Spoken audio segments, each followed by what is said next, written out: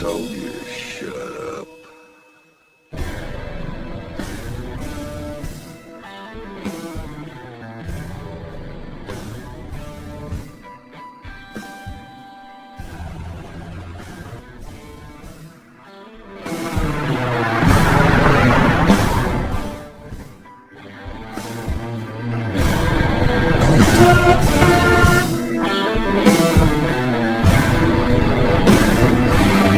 Hey, baby.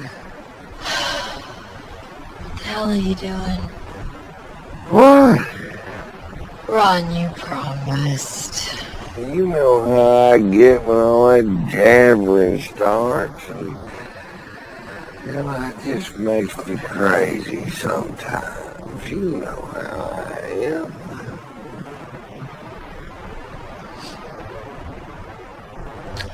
Get in. You have a show to do in 4 hours. Oh, baby, we're gonna make it to that show. You don't worry about that. You just get this Cadillac fired up and headed towards Austin.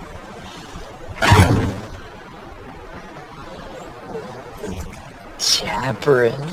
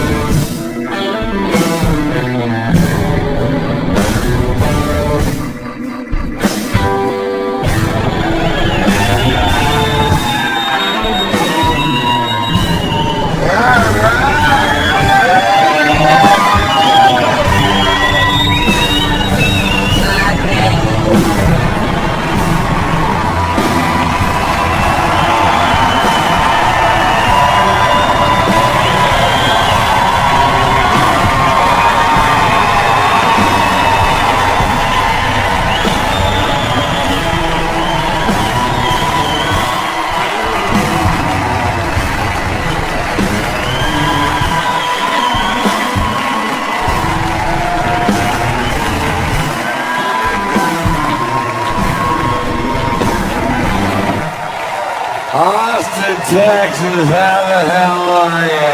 Great to be back.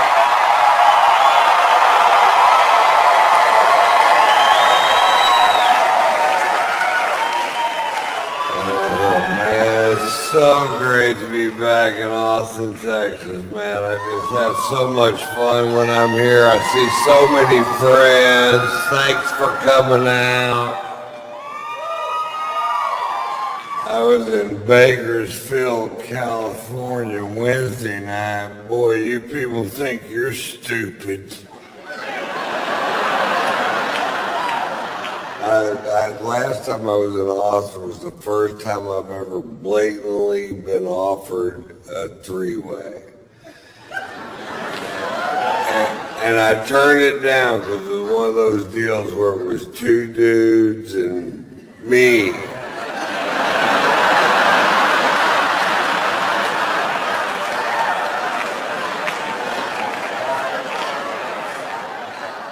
I don't even watch 2.5 Men.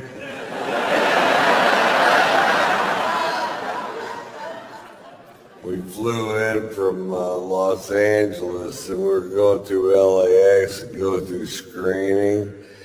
And this guy's just losing his fucking mind because I guess he doesn't travel that much. He's not used to this equipment.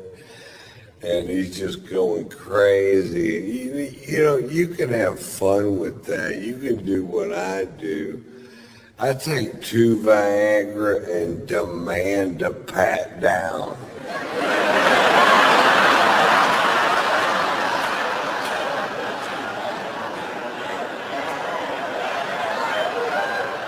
What's that in your pants, Mr. White? I have no idea.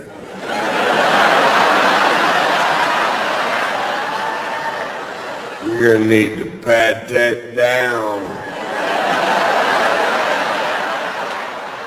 Pat it back up again.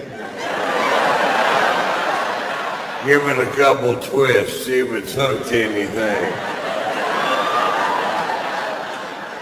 You might want to go wash your hands.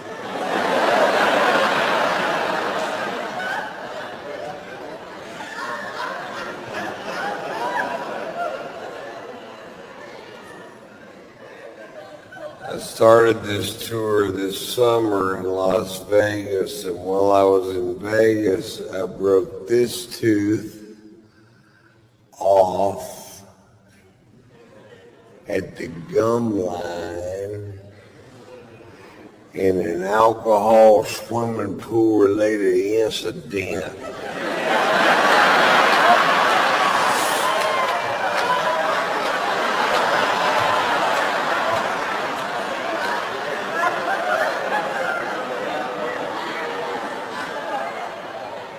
I had a show to do in 4 hours. I was drunk and missing a tooth.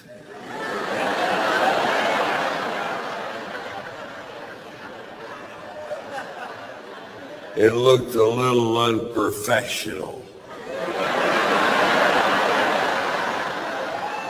Not to me, but to the fine folks at the Mirage, it goddamn sure did. I told him, I said, you got to get a dentist to patch this up. I will not go on stage looking like this, because this tooth doesn't look that big until it's gone.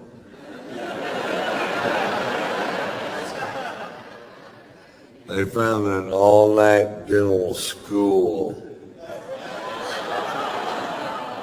This dentist is 14 years old.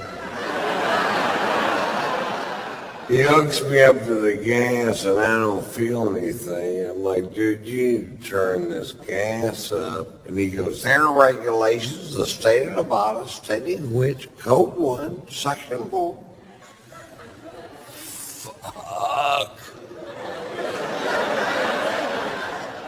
And I asked him, I said, where'd you go to college? He goes, Brigham Young. Fuck, dude, turn it up to Catholic.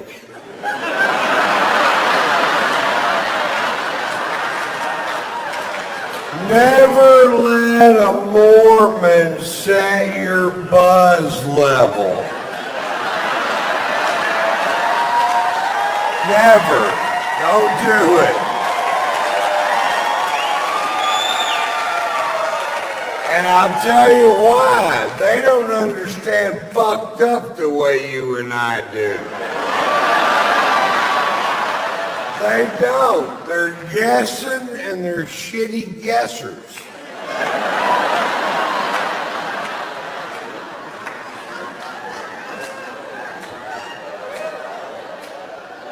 When he got through with the procedure, you could still tell which tooth he worked on because it was a different color.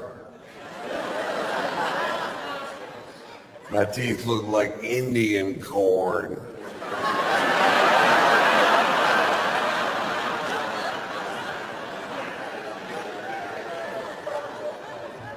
I had to go to my dentist who's pitching veneers for my teeth because he says I'm doing widescreen, high-definition television, which is nobody's friend, man. Every actor I know in Hollywood would rather have low-definition, narrow-screen TV so they look thin and fuzzy instead of clearly fat. I would like to see my dick on a widescreen TV.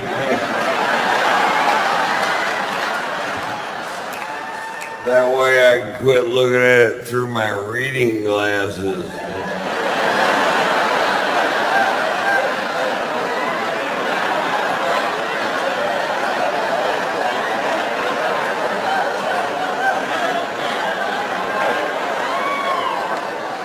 Put these on, baby.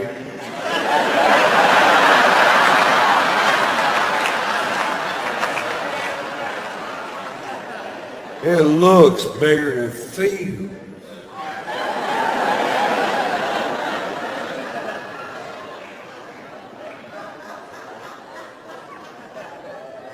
had no idea how expensive veneers were, man.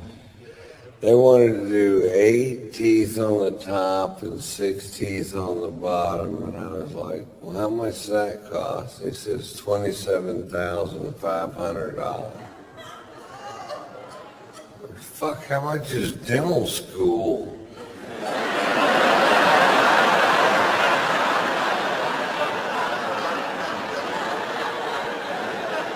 I'll teach my mother how to do it. You're going back to college, Mom. I never went to college. Well, this be fun for you then.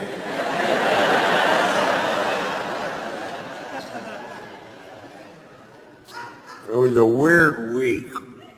And I knew it was going to be a weird week because it started off weird. I was going to go to Vegas a day early to do some media, and I wanted to see this show called Love that's also at the Mirage, Beatles Cirque du Soleil show. Fantastic fucking show. And so I was talking to my wife, and I live in Atlanta and Hollywood, and we were out in California, and I said, I'm leaving today at 3:30 to go to Las Vegas, and I have an airplane that you guys bought me.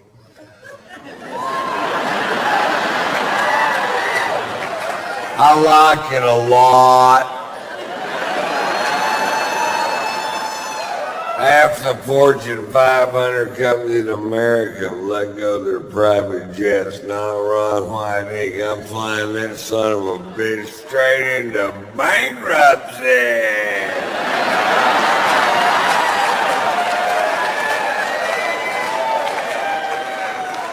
I guarantee you one day I'll be living in a double wide trailer with shag carpet, and I'll have a jet with weeds growing through it.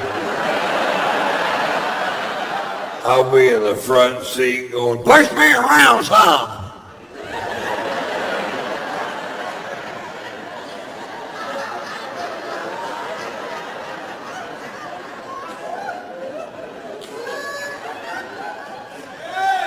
And I don't come from money. I come from the opposite of money. I come from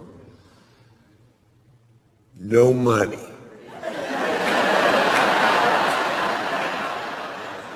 Ten years ago, I lived in a camper in my friend's backyard.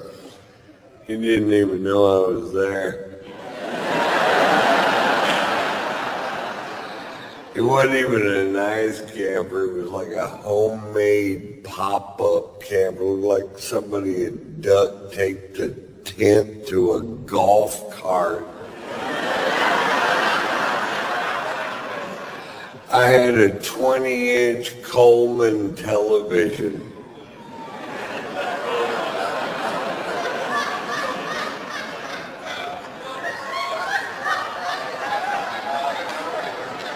I had to pump it up during commercials.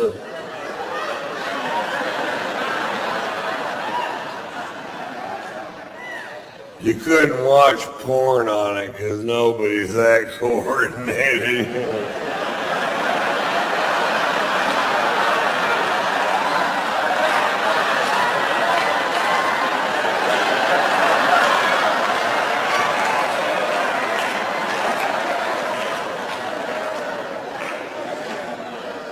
I was broke. I owe the IRS a bunch of money because I don't understand how that works. It's confusing. When I started doing stand-up, they said that made me an independent contractor, and they said I needed to start filing my taxes quarterly, which I thought meant every 25 years.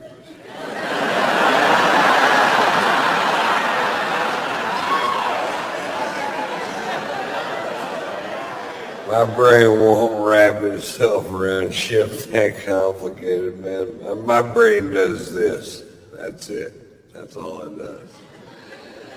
I have attention deficit disorder, I have learning disabilities. I don't have a high school diploma. I'm smart, but you can't prove it on paper.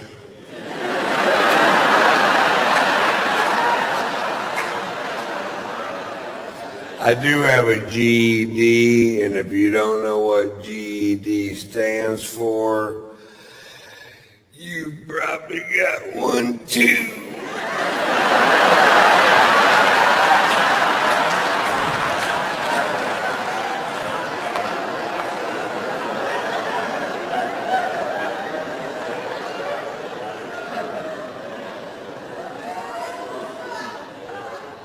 Anyway, I told my wife, I said, I'm leaving today at 3:30 to go to Vegas. My wife's singer-songwriter, composer, Margot Ray is her name, and a brilliantly talented woman.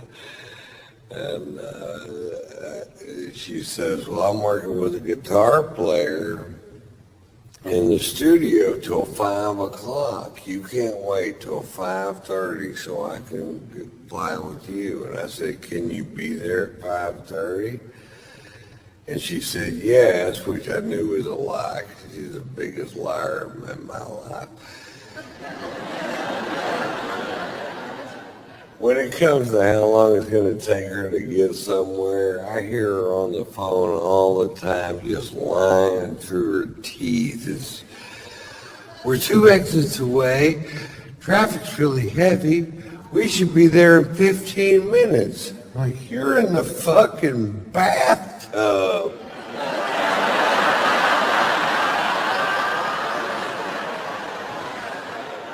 We wouldn't be there in 15 minutes if we were where you said we were.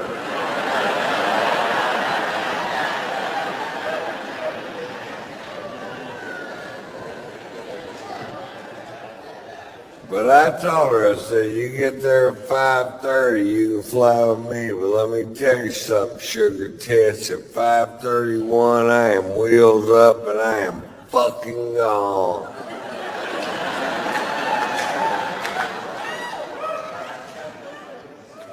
I said that.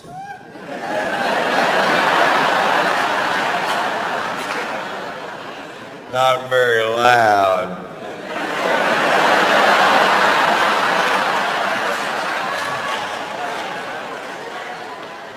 But I said it. 5:31 gets there. Is she there? No.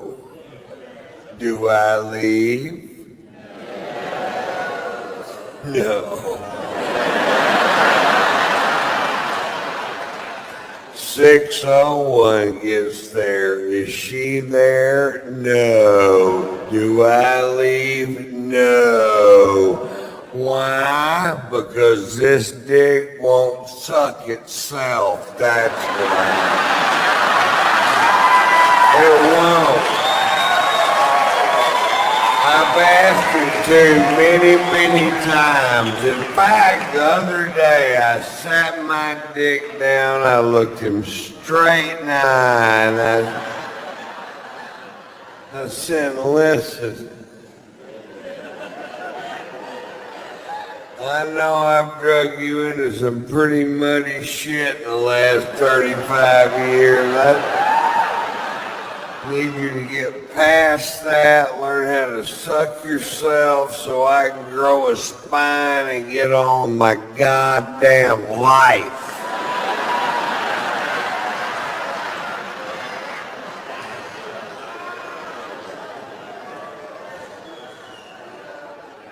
It went in one ear and out the other.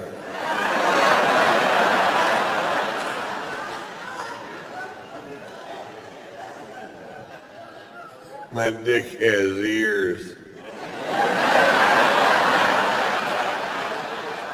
It has an eye, and it has 2 ears,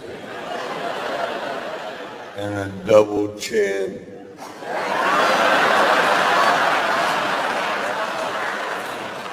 Mr. Potato Dick. The cutest thing you ever saw. I got little outfits to put on them. One of them's a raincoat. Not a condom, a raincoat. A little yellow slicker with that hat. Looks like that fish and chips dude.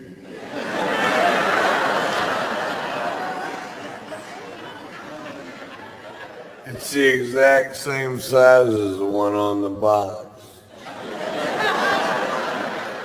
That's just an interesting fact.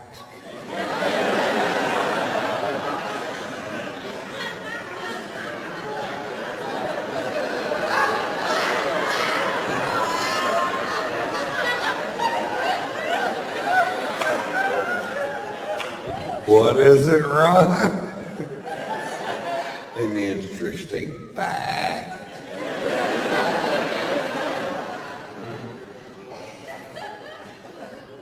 Anyway, so we go see Love and Beatles Cirque du Soleil show. I'm a huge fan of the Beatles, and I just love their music, always have. And Cirque's always fun, and their art shows are at the same time, so I'd never been able to see it. And I got 8 people from my camp. My wife's sitting next to me. We have great seats because I work for the Mirage, and everything's perfect except right behind me, these 2 chicks are just jabbering. Not about the show, just jabbering. Just jabber, jabber, can't shut up. Jabber, jabber, won't shut up. Jabber, fucking jabber, jabber. The kind of chicks that can talk around a blowjob. I told him all day, if you don't fix that goddamn screen door, I'm gonna go out and I'm gonna hurt somebody, people. I come home one more time, that baby got a shitty diaper wrapped around his head. I'm gonna goddamn, I'm gonna go to swap meet and get a dress to wear to Arby's on Sunday.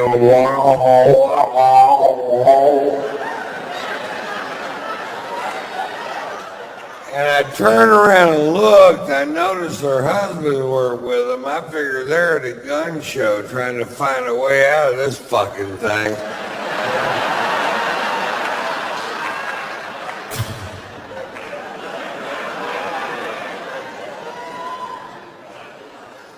Oh, that's way better.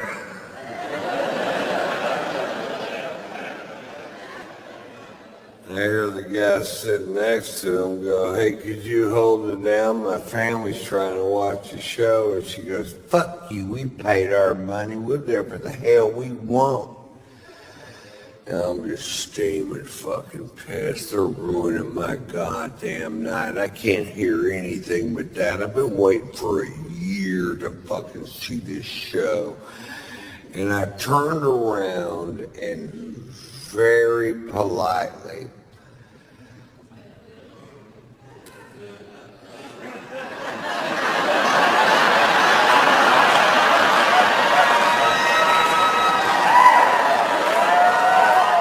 don't start with me.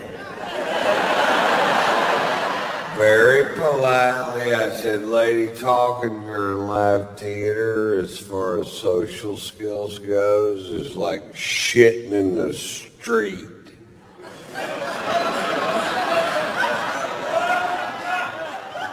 She goes, you better mind your own business. I said, you better quit shitting in the street.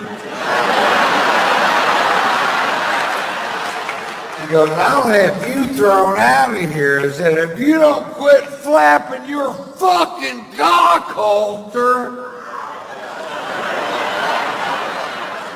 Everybody heard that. Before, it was a little disturbance right behind me. Very few people privy to that one. Then 1,700 people hear me go, if you don't quit flapping your fucking cock all night.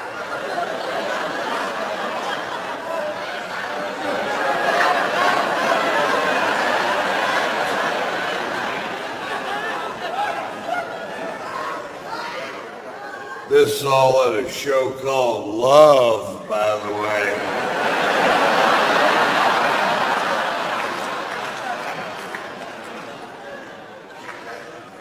I had her murdered and buried in the desert. Vegas, baby. Careful who you fuck with.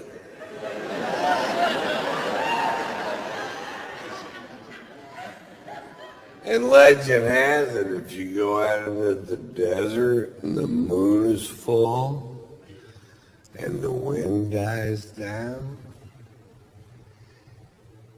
you can still hear her jabbering.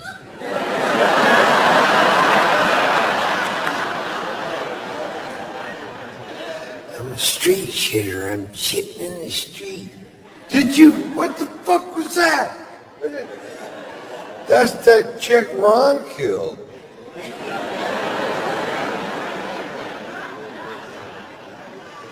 They call this Jabber Gulch.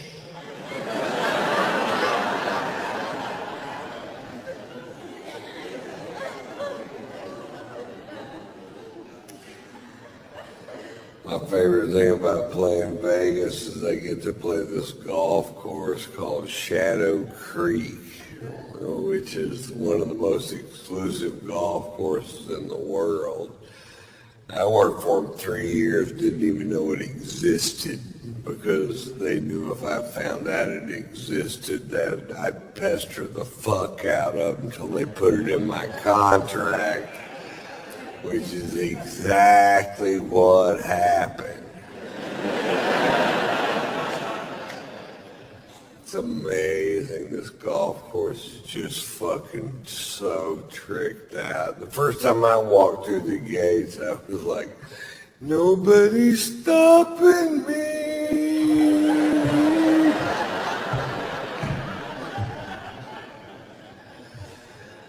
It's where all the pros play when they're in Vegas. And I was out there this summer and Tiger Woods was out there just dicking around.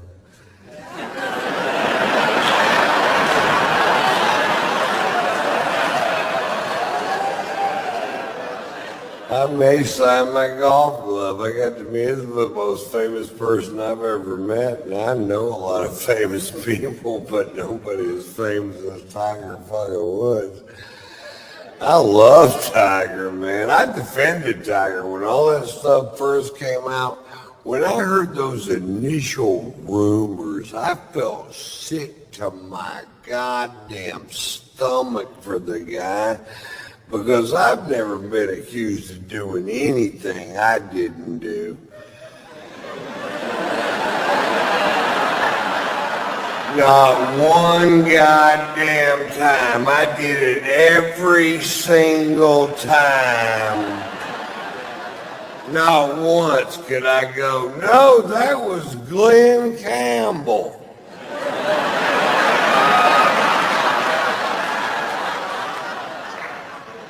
Hey, a lot of things smell like strippers.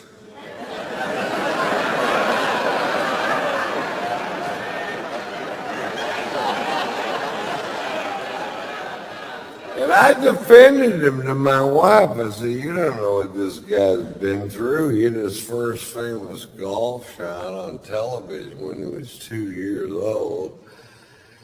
You don't know what his home life's like. You can't judge a guy because he made one mistake. And he gets caught with number 13, 14, 15, 16. I started going, God damn, Tiger, come on, buddy. And it got to the point where every time he got caught with another woman, my wife would go like this.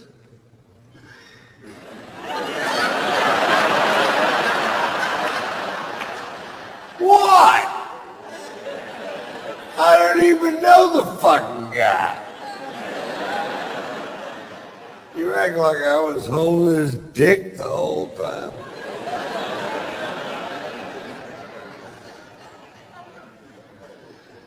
We watched him make that long apology on television, and afterwards my wife goes, well, do you think a guy like Tiger could quit cheating on his wife? And I said,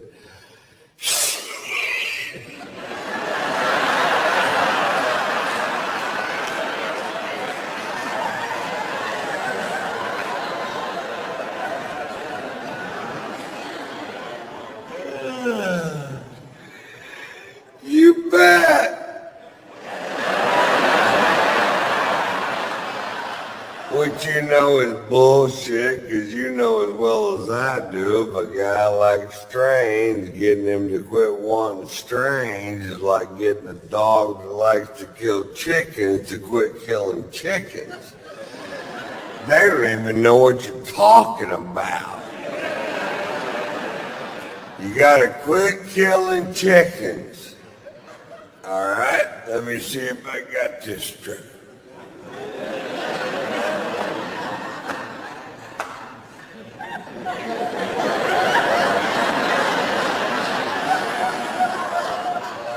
I can still kill chickens.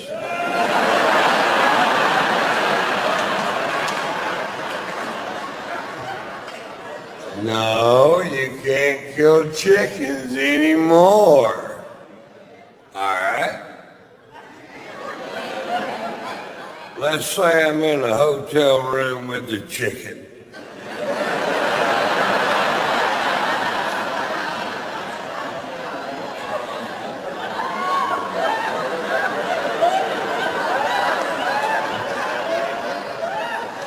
Let's say the chicken just wants to touch me.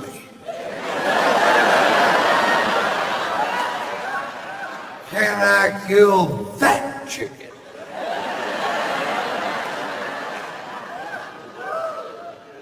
No?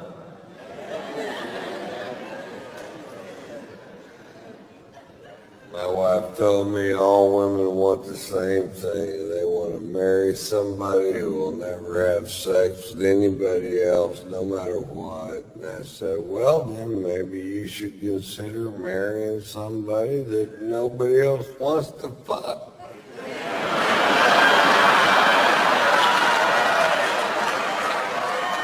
If it means that much to you, don't marry the most famous golfer in the world, marry the most famous frisbee golfer in the world. Ain't no allowed to fuck that dude.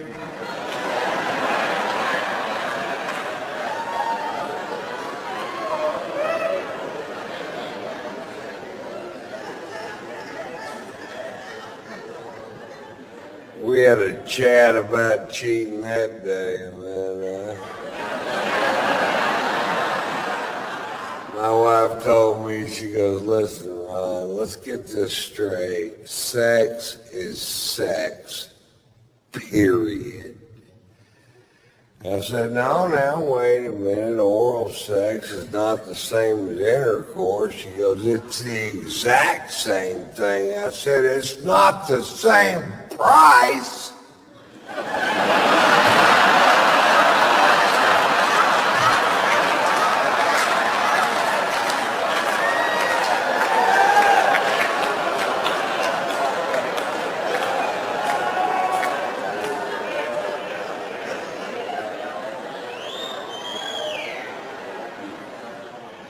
I heard that on the radio.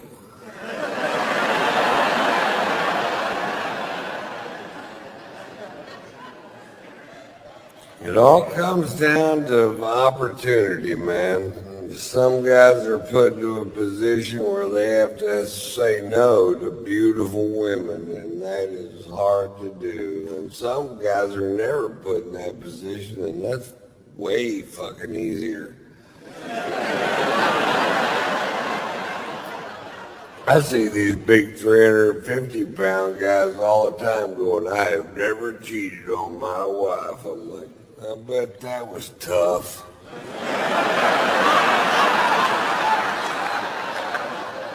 Tiger doesn't get any credit for all that pussy he turned down, and that's the number you're looking for right there. My wife's best friend, her husband cheated on her, and my wife hates Tiger's guts. And I'm like, well, what about that guy? You don't hate that guy? She goes, he did it one time. I said, he had one chance. This guy had sex with 100% of the women he possibly could his entire goddamn life. Tiger was 18 for 82,000. That takes a little goddamn discipline right there.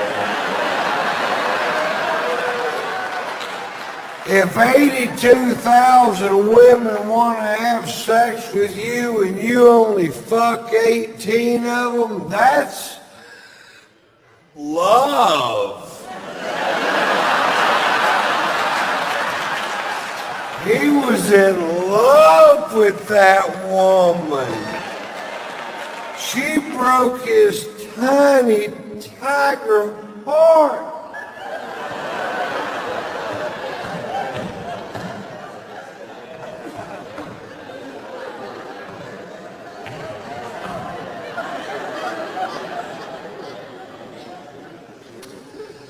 He lost all those sponsors, which never made sense to me because his core fan base is men. I don't know one guy in America gave a fiddler's fuck what he did.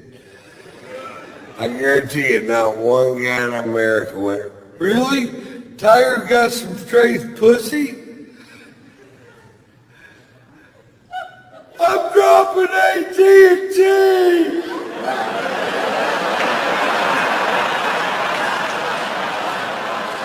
No, one guy gave me fiddler's fuck.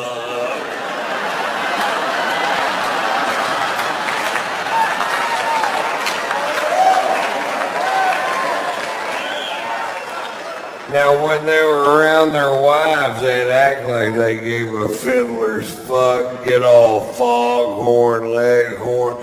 Why, I can't believe a man would commit such transgressions towards his wife. I say, how's his relationship with the Lord? I'd like to know.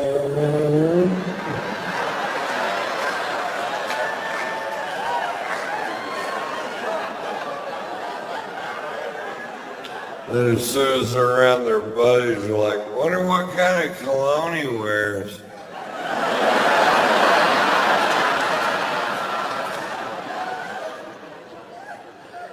I want to smell just like that dude, man.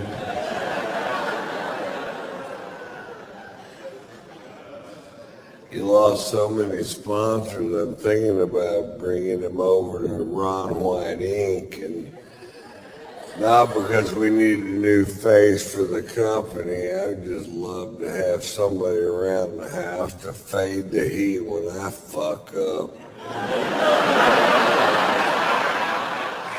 Ron White, you are the most selfish prick I have ever met in my life. Tiger, get in here.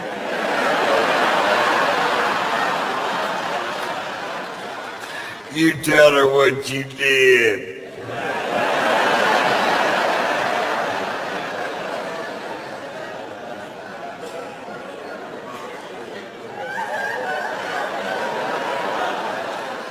Ron White, you are the finest man I have ever known. I shall fall to my bended knee and suckle your penis.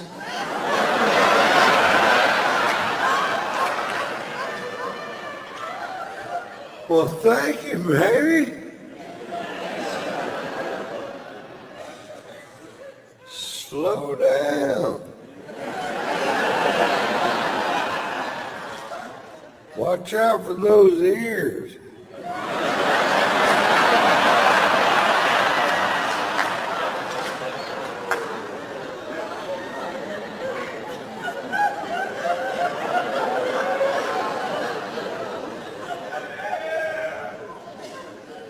My New Year's resolution this year was to lose some weight and try to get in better shape. And I was working out yesterday and I hurt my fat.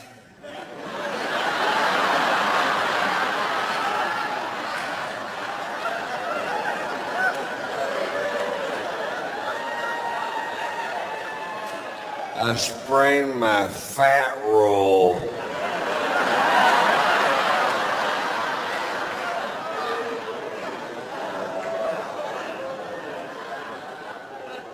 Everybody in my camp's on my ass about taking better care of myself. I'm like, what?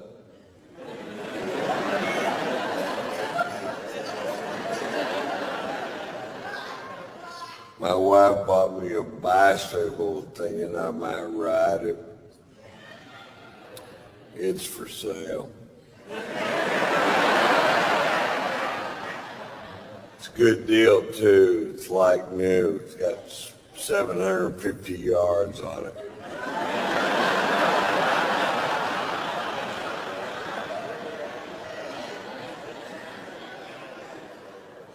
My wife wants me to start doing yoga with her, and I said, like, baby, I'm not that flexible. And she goes, you can bend over and touch your toes, can't you? I said, the only way I can touch my toes, somebody cuts them off and hands them to me.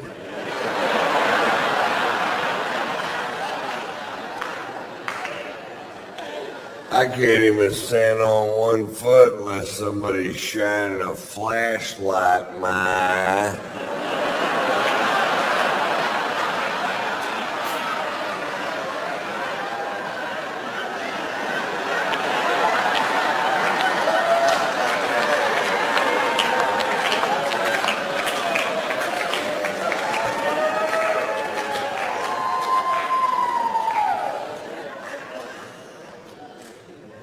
I thought this was funny. We were in my wife's yoga school the other day, and they have a vegan restaurant there, and my wife goes, why don't we eat here? We've never eaten here. And I said, fine, let's eat here, because this dick won't suck itself. It's all about compromise, folks. And I take my tray around to all the bean sprout piles, and I get to the cash register, and my tray is empty. And the purple dreadlocked kid that runs the cash register goes, Mr. White, aren't you going to have something for lunch? And I said, there's just nothing here that I eat. And he picks up a piece of carrot cake wrapped in cellophane and he hands it to me. He goes, try this, it's vegetarian. The carrot cake is vegetarian? Yeah. So you mean to tell me there's no ham in this?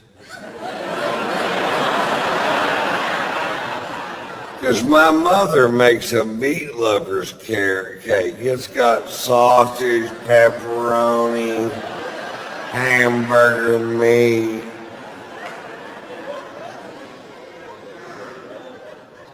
Not really heart healthy. She serves it with a Lipitor and a stent.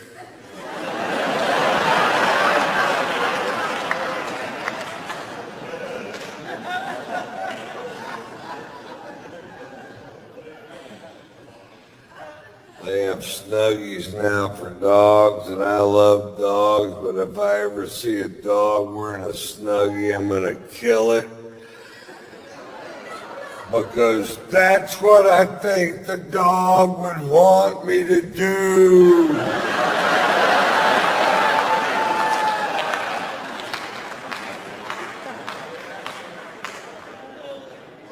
I think if all dogs go to heaven, Michael Vick's going to be a little nervous if he makes the cut. No.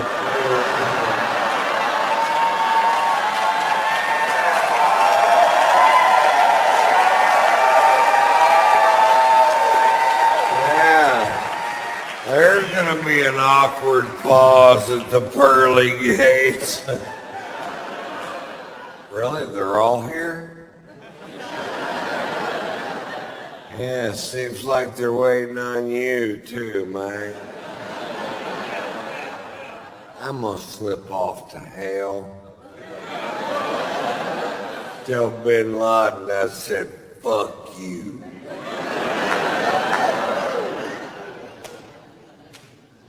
We got Bin Laden, man. It took 10 years. It wasn't exactly a calf rope. He was in that house for 6 years with 5 wives. I would have shot my fucking self. I'd have had my head out the window screaming at drones, going, I'm over here!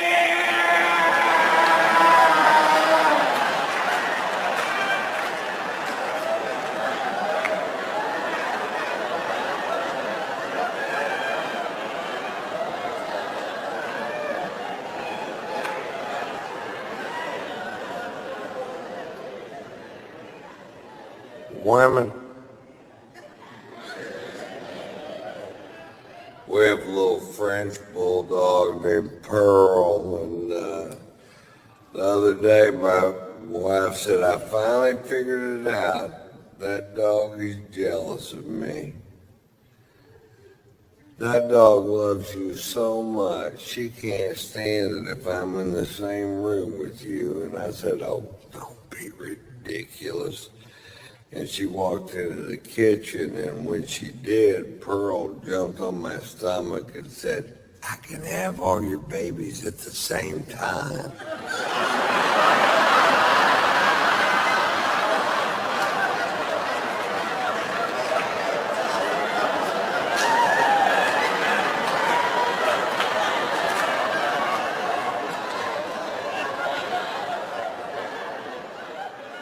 She's coming back. Act like nothing's going on. Nothing is going on.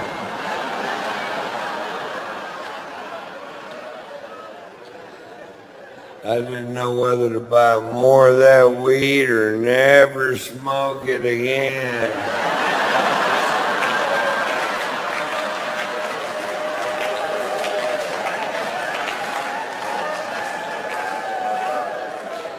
I went with A.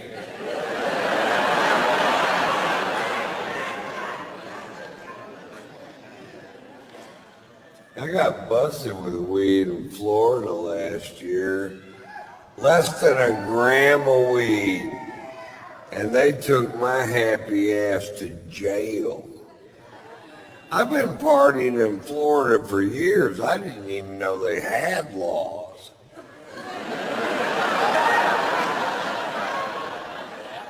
Looked to me like everybody just run amok down there. And I'll run amok with you. I will run the fuck out of amok with you.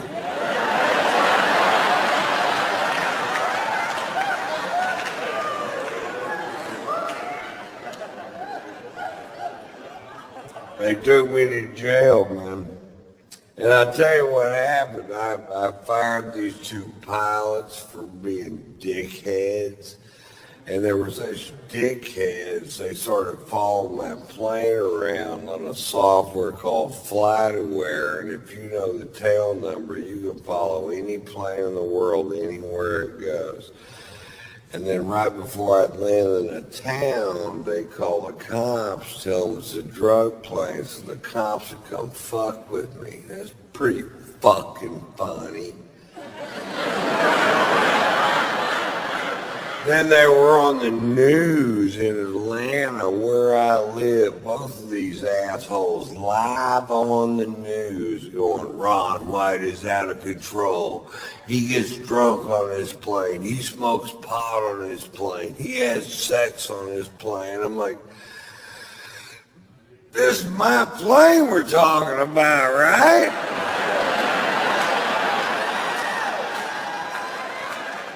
No, like I did that shit on a Delta flight, for fuck's sake.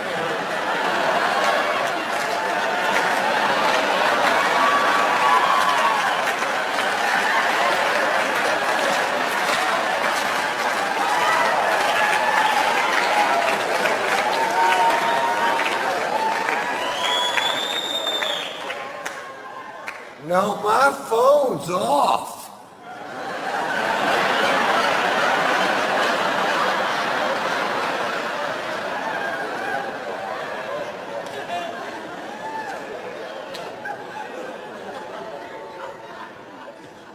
My wife got pissed at me when I got busted with that weed, and she smokes pot. What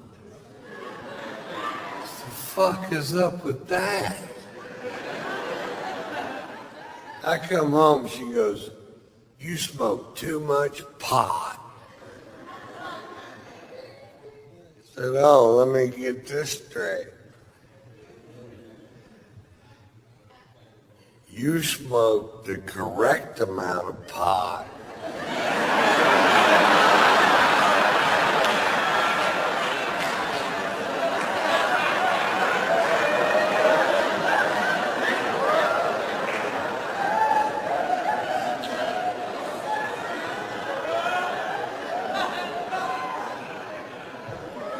You ever smoke so much pot your wife starts to make sense?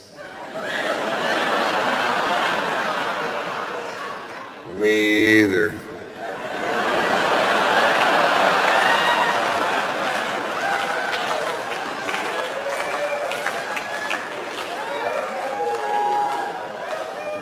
I have this reoccurring dream that my wife gets run over by a bus. Does that make me a bad person? I'm driving the bus.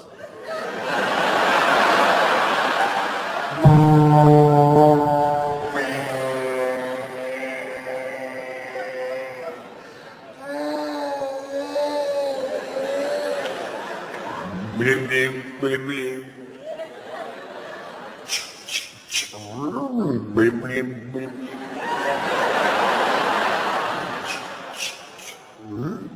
blim, blim, blim. She's had enough.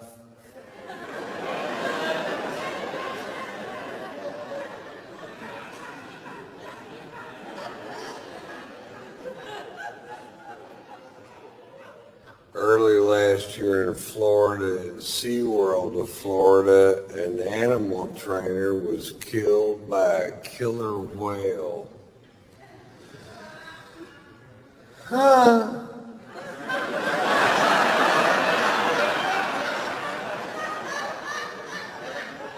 Turns out there's a reason they didn't name them ocean ponies.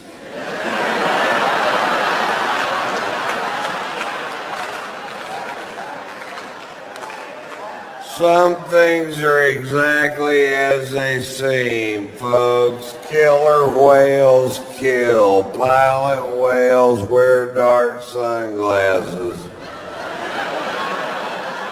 I'm not sure how the sperm whale got his name, but I'm not getting in the pool.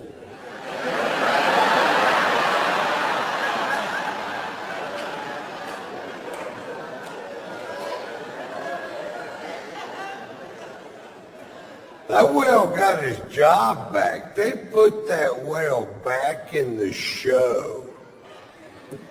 Now, when I first saw it on the internet, I mean, this will be world news. It wasn't even news at all. They put the whale back. This whale killed 3 people. This is a serial killer whale.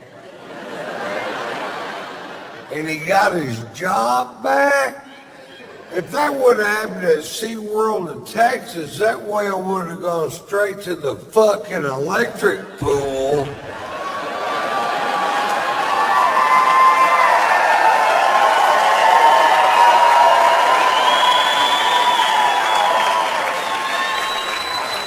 And that's just a regular pool with a toaster thrown in it.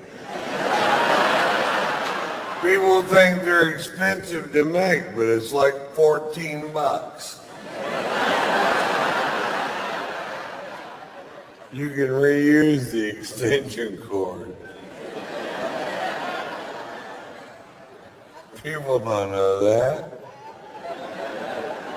We'll get another toaster. Yeah.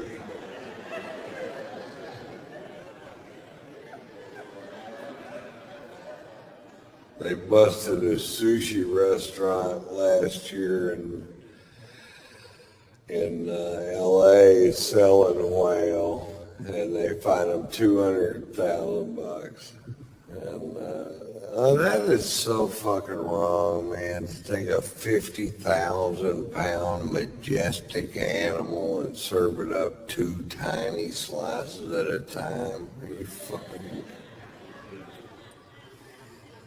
Oh, that's good. Got any more? Shit, yeah, we do.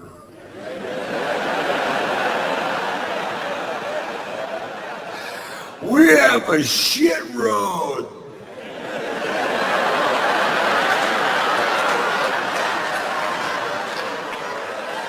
We make a big commitment. I don't know how I got caught. Maybe that 14-foot fin hanging out of the dumpster.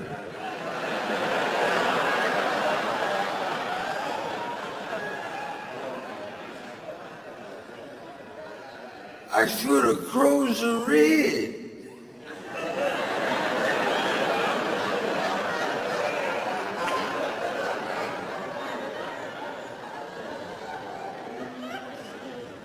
Yeah. Probably should have closed the red.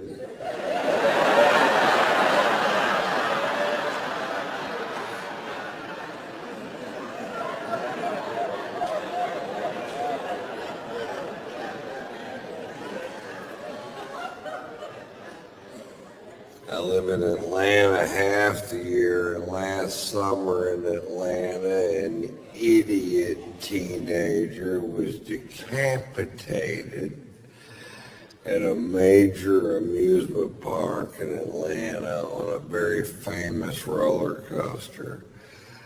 And now what I thought happened was he was on the ride, stood up, got his head cut off. That's not what happened. What happened was, while he was on the ride, his hat flew off. And when he got off the ride, he climbed over 2 fences and went through 2 gates, telling him not to retrieve this hat, which it turns out he didn't really need after all.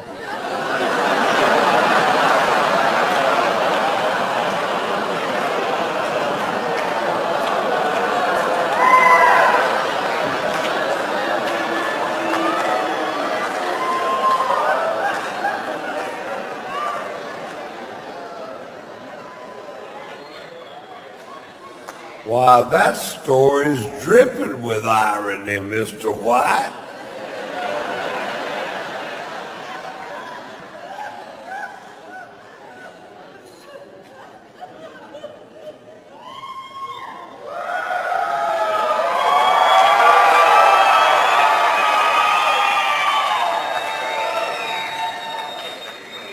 The part of the show where I prove my job is better than yours.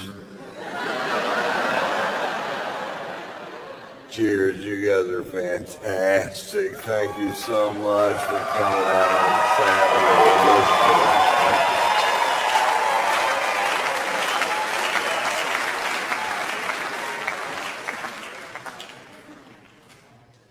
I was at home last week and my nephew called our house, and I never answer the phone in my house, ever. And I think he was surprised that I did. I answered the phone, he goes, Uncle Ron, is that you? I said, yeah, it's me. He goes, Uncle Ron, did you know it's okay to be gay? Why don't I answer the fucking phone at my house right there?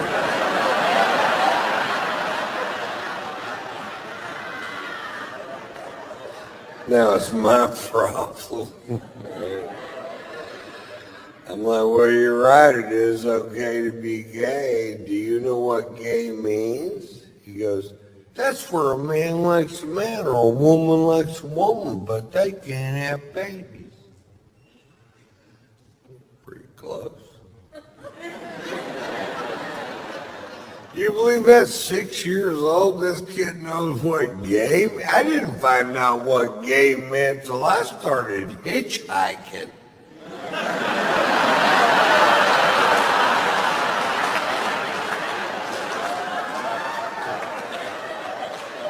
I wrote a book, 7 Silly Secrets Truckers Just Don't Want You to Know.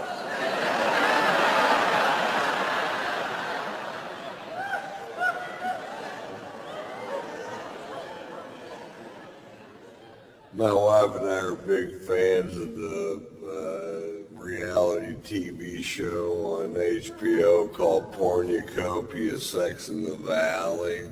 It's a reality show about the pornography industry in the San Fernando Valley, which is where most of it's made. And we bought the first season because it's fucking hilarious. And this one episode was about guys that were straight porn stars, but they were doing gay porn because it pays 5 times the money.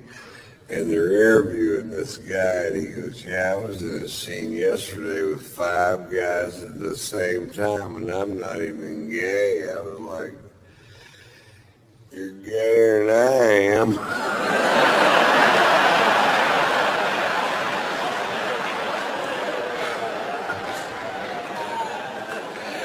If you can even think of what to do with 5 dicks at the same time, you're way fucking gayer than I am.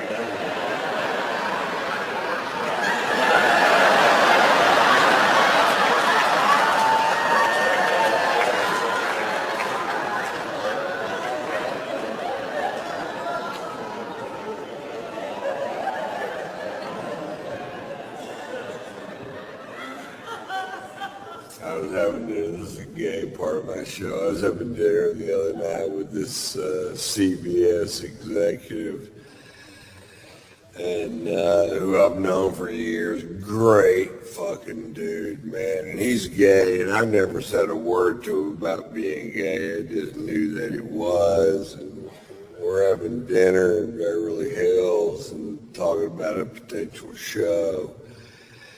And this chick walks into the restaurant that's LA smoking fucking hot, man. Probably an actress or a model. And she was an ILF, which means I don't care if she has children. I don't think the letters line up, but that's what it means. She sits at a table kind of near us by herself. And I had a couple bottles of wine with dinner and a couple scotches before that, and I was pretty drunk. And I said, you mean to tell me that does nothing for you? And he looked at her and he goes, not a thing. I said, you mean you would rather have sex with me than her? Not by much.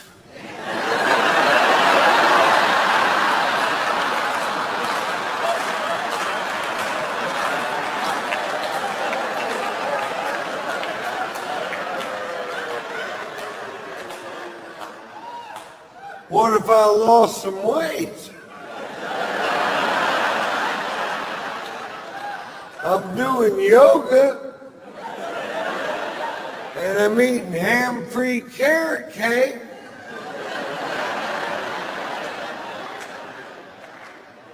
My dick has ears,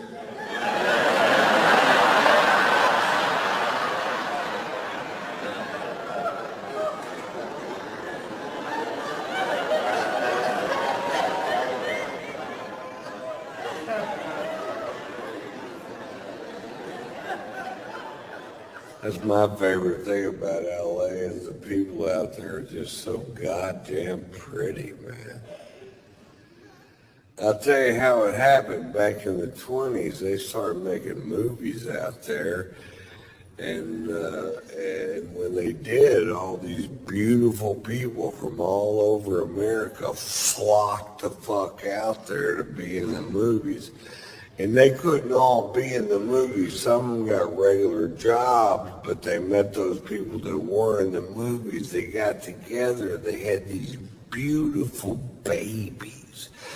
And those babies grew up and met other babies from the same area, and they got together and had even more beautiful babies.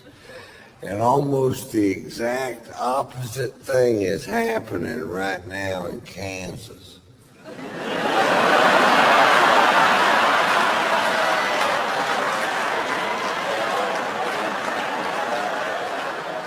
Kansas is full of ugly quitters. Have you ever been there?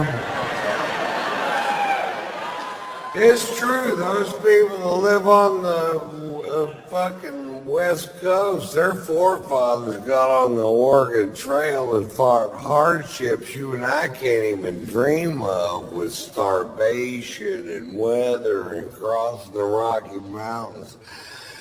Not those people in Kansas. Their forefathers got on the Oregon Trail, St. Louis, Missouri.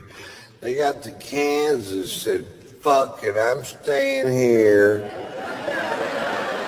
And I'm gonna fuck that fat girl right over there.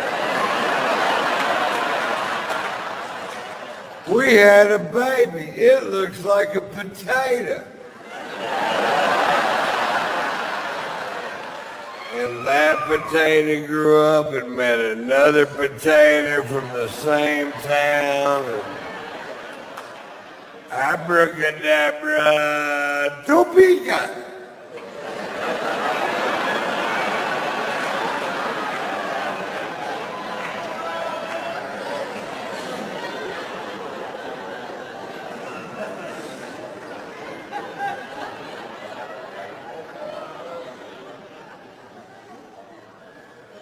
My wife came home from the store the other day and she goes, I was in the produce department today and this guy told me I was beautiful.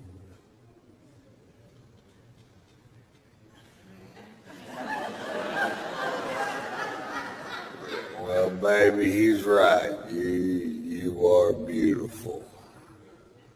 He goes, yeah, but he said it. Well, I'm saying it now. You're beautiful. Yeah, but he said it. Really? You ever overdraw his checking account?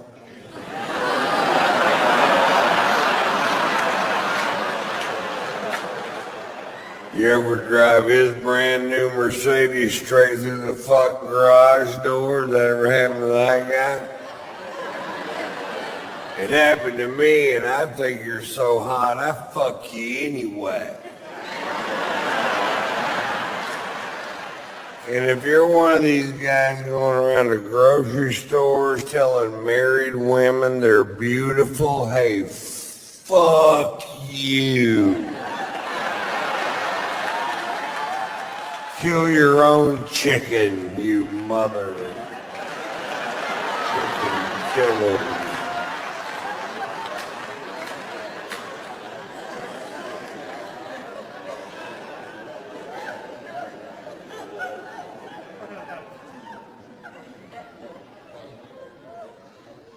My wife's best friend has an autistic child named Lewis. Lewis is 12 years old, and he's the sweetest child I have ever known. Known him since he was 6, and we were at their house Labor Day, and Lewis informed me that he was going to run the 40-yard dash for the Special Olympics at Gwinnett High School near where I live in Atlanta, and he asked me if I'd come hoot for him. And I said, Lewis, I'd love to come hoot for you. I just need to check my schedule. And he goes, we checked it, you're clear.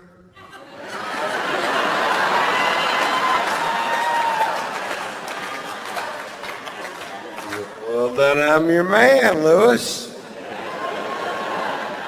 And I got to admit, I was dreading it, and then I ended up having fun. I thought it was going to be sad. That's why I was dreading it. It's a celebration is what it is.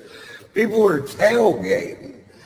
They're not painting their faces and bellies blue, but they're cooking sausages, getting hammered, betting on these races.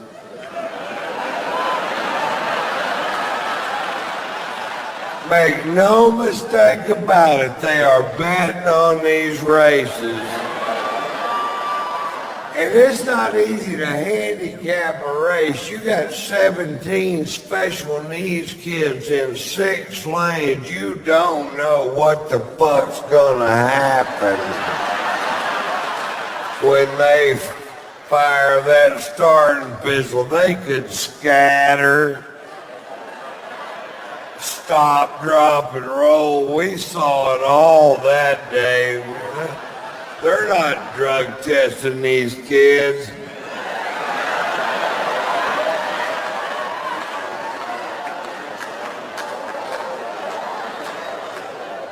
And they announced a 40-yard dash, and I was making a little wager on my man Lewis, which I did for $100,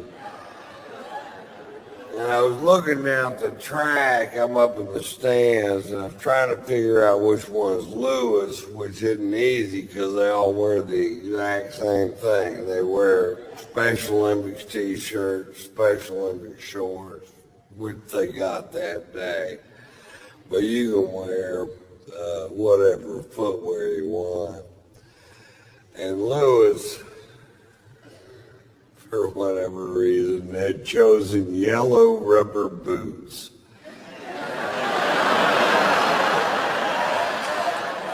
Which didn't make sense at first, and then it started raining. Fuck, if this thing goes off-road,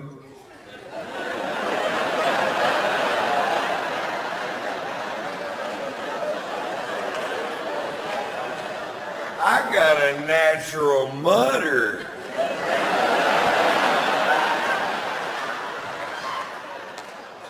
And Lewis won. The yellow blur.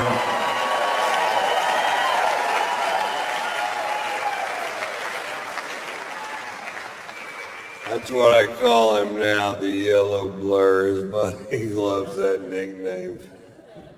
His mother called me the other day. She goes, would you please call Lewis the yellow blur?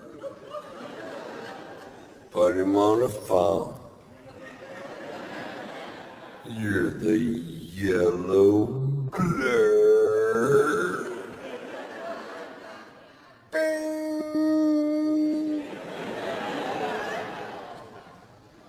It's not like professional sports. You go to a Lakers game, you wave at Kobe Bryant till your arm falls off. He won't wave back to you. Lewis waved back to you in the middle of a fucking race. He doesn't give a shit. Lewis is fan friendly.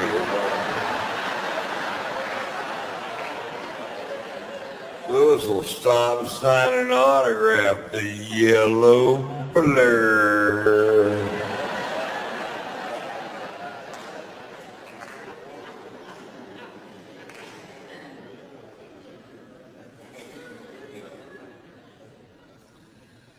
I took my son Tater Tots to Europe this summer.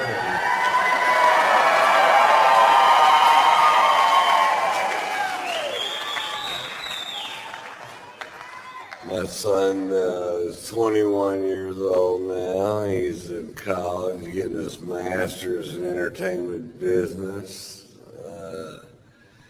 He's a great kid, man. I'm so proud of him. He's smart, he's funny. He has my brain's high-end peaks without my low-end problems. That's some good goddamn news for Daddy right there. We've been monitoring it.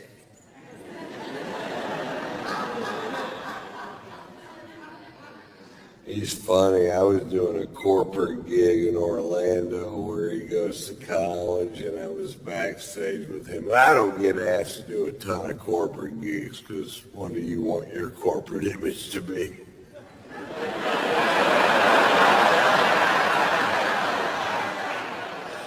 We were hoping for an overweight alcoholic that smokes and cusses.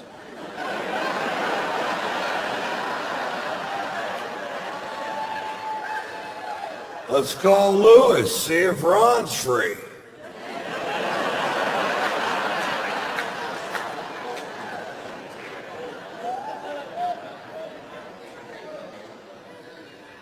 Anyway, I'm backstage in the green room with my son, and I wear wild socks.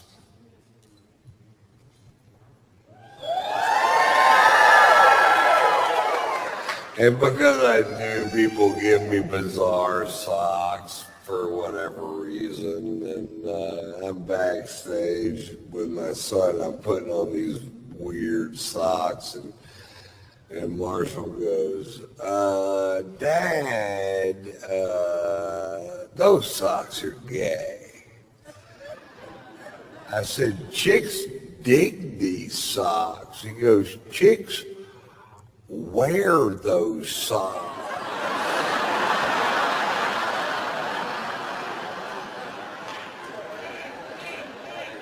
All right, he's my kid. You can stop those tests.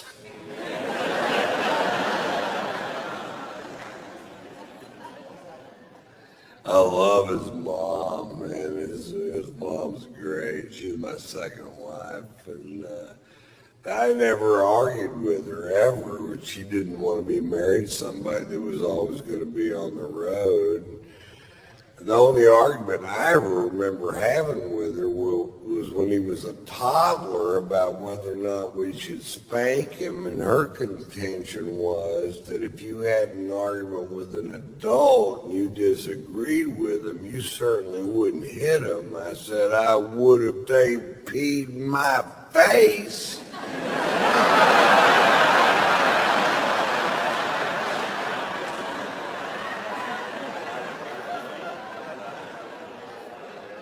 I'm not kidding. Be in my face. See what the fuck happened.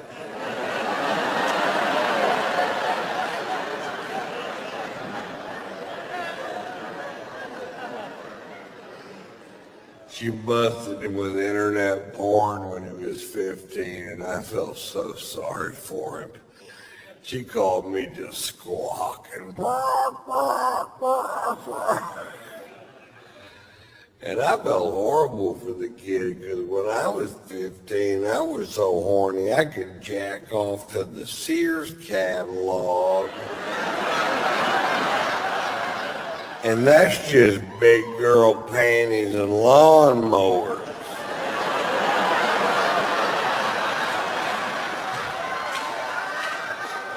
I can't imagine being 15 years old and having an unstoppable stream of pornography piped straight into your goddamn bedroom. When I was a kid, I had to earn porn, man. You had to wait till your friend's dad went out of town on business. You had to pull down a rickety spring-loaded attic ladder. You had to crawl up into a dusty, spider-ridden fucking crawl space, forge through cardboard boxes till you find an 8mm reel. Then what? Learn how to work a fucking projector, that's what.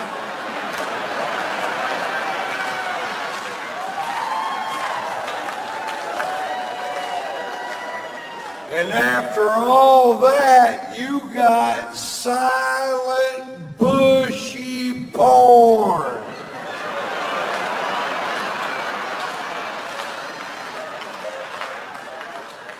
And if there was a soundtrack, it was always so fucked up you couldn't understand it.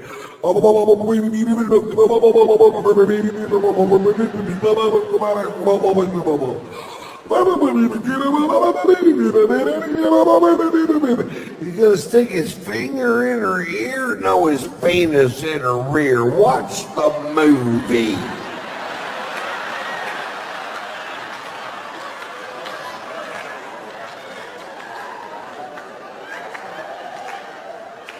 We had one friend that was 2 years younger than us, and he went, "She put it in her mouth."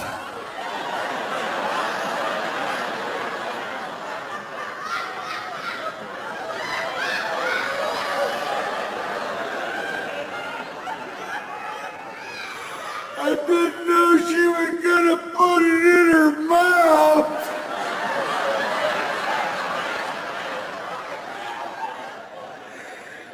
She's gonna need to brush her teeth.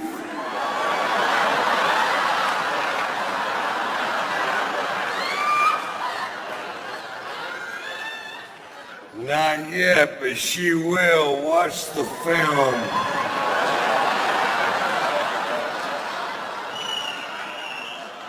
Note to self, put it in her mouth.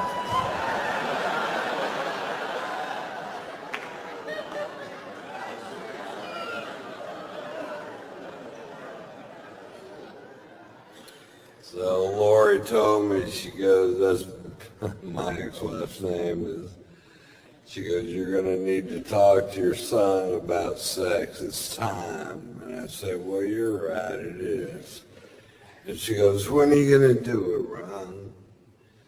I said, he's gonna be at the house this weekend, so I'll talk to him then. And I said, okay, fine. I said, Marcia, turn off television.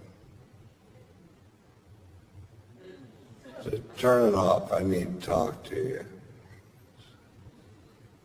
All right. I said, I want to talk to you about sex. He goes, oh, Dad, come on. I said, nope, you're 15 years old. It's time we had this talk. And he goes, okay.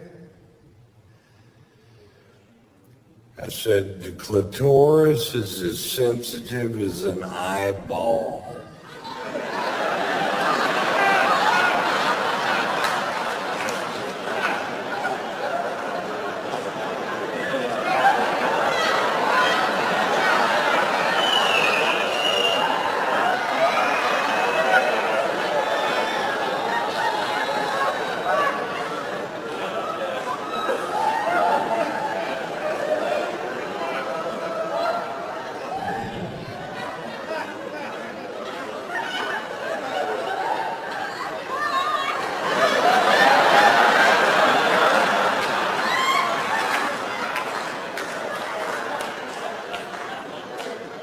Is that it? That's all I got.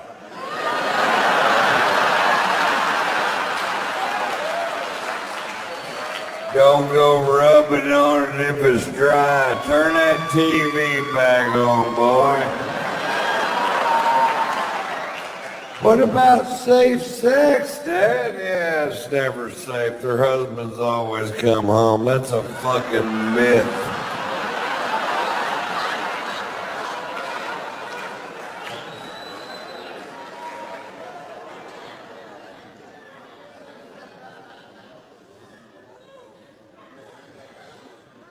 He's so smart, man. I just can't believe how smart kids are today. He can answer any question that you can come up with in 2 seconds off his phone. He's a computer freak anyway, but you ask any question, doesn't matter, world geography, world history, a note in a song written 300 years ago. Click, there it is. When I was a kid, I had to believe my mother. That's it. That's all I had. Mommy, where do rainbows come from? Well, 3,000 years ago, an 800-year-old man named Noah was commissioned by the Lord to build a giant ship, and all the animals, 2 by 2. You try to run that crap by a kid today, they're like, click, click, bullshit.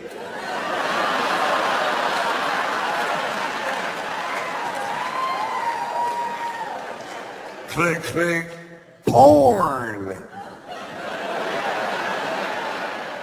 People fucking on my phone.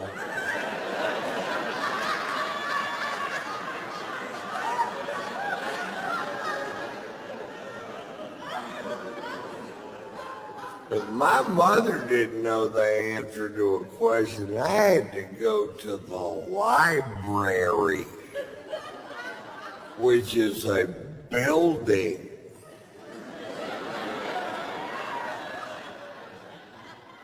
where they used to store the knowledge. Now it's just a place where homeless people piss. Well, my mother used to drop me off at the library when I was a kid, and I was always so intimidated by it because it was so big, and you had to be quiet because the knowledge is sleeping, and you had to learn a decimal system made up by some fuck named Dewey.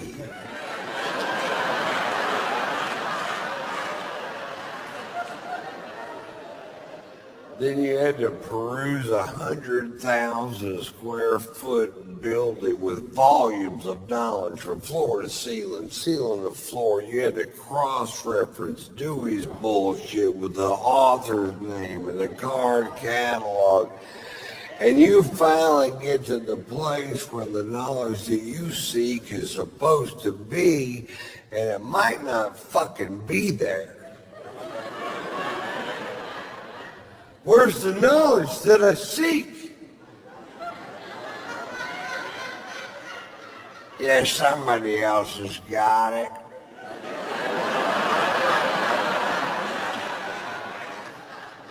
When are they going to bring it back? They keep it for a month for a nickel.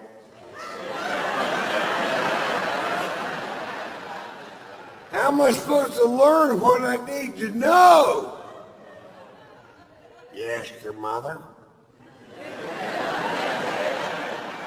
My mother doesn't know how to work a projector.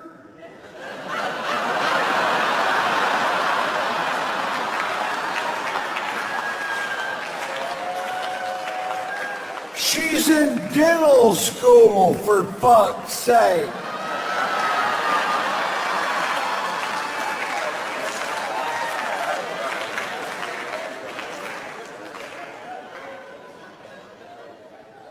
Don't try to do the math on that bit, it'll just fuck you up. The guy actually stopped my show a few weeks ago and he goes, well, now wait a minute. Now, if this summer you were back in Las Vegas and that's when you broke your tooth and that's when your mother went to dental school and now you're 7 years old, you're saying your mother's already in dental. I'm like, what, dude, really?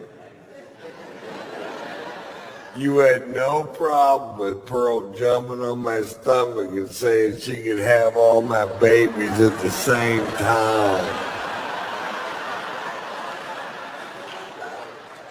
But the math on this one joke has got you so fucked up you just have to talk. Yeah.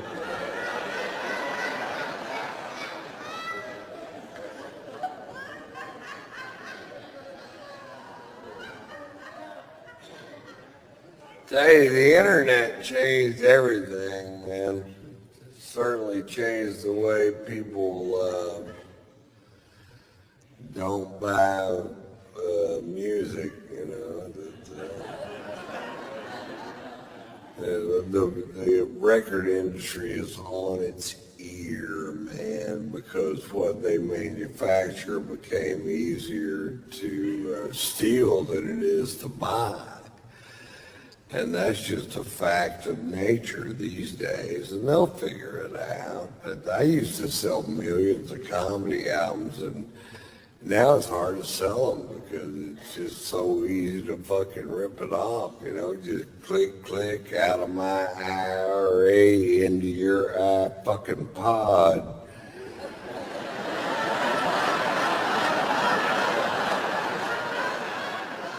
When I was a kid, you had to get a ride to Sears, which is a building. You had to find the record department on your own.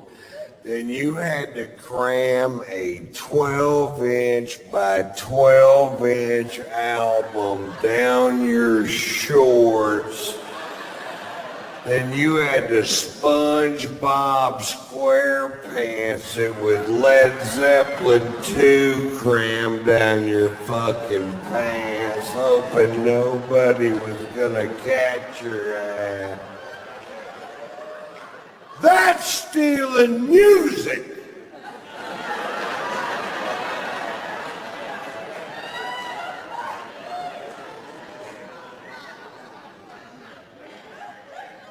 We didn't have Viagra. You had to like somebody to fuck them.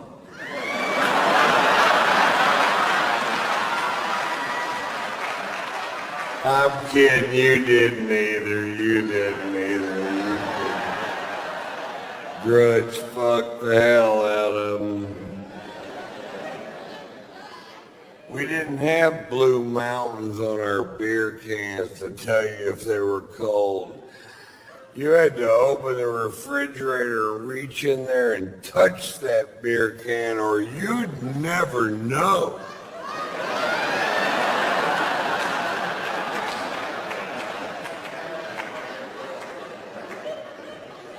But somebody somewhere went, what if we only had some sort of thermostat on each individual can, like the mountains changing color to see the optimum drinking temperature.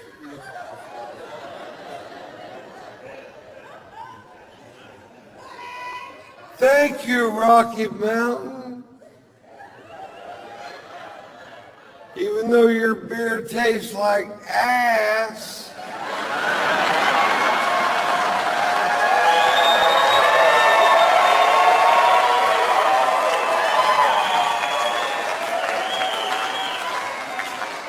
Those mountains should turn brown.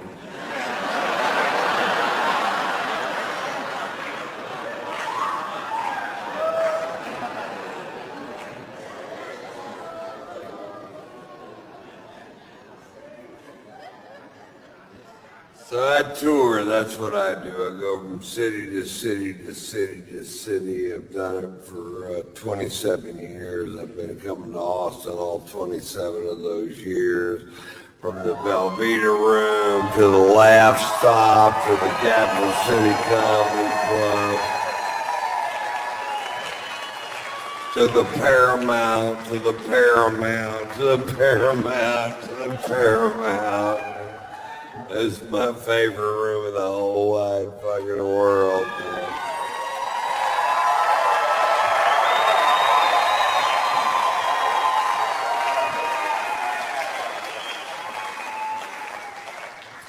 I tour with my wife usually, and I love to tour with my wife because I only have sex with my wife. I don't have sex with other women. I've been married 3 times, and that has not always been my policy.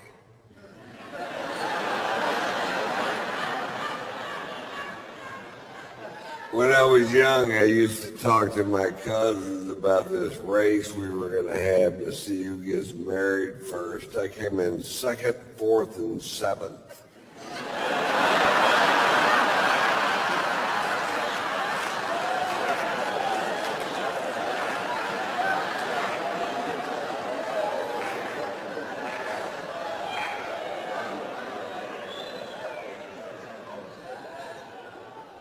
I feel like my wife misled me a little bit when we first got together, because when we first got together, she was all about, you know what, I don't ever want to have children. I'm just one of those women that never felt the urge to give birth. And I don't like real diamonds.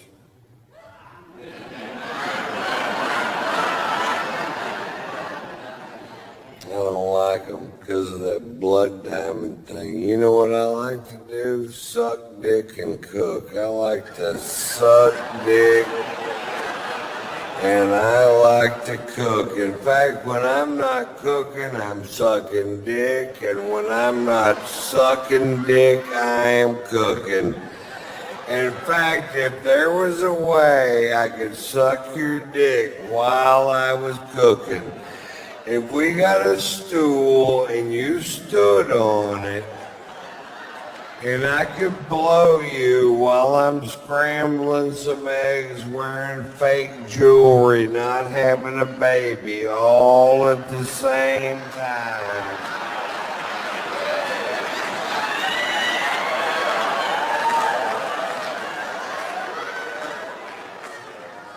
That would be heaven for me.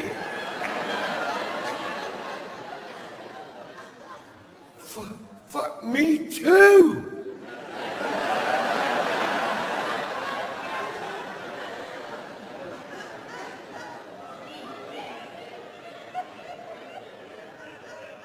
Cut to 5 years later, she's on the phone with China trying to adopt a baby. She got a diamond on her finger, looks like a solar fucking heating unit. I'm jacking off eating a TV dinner.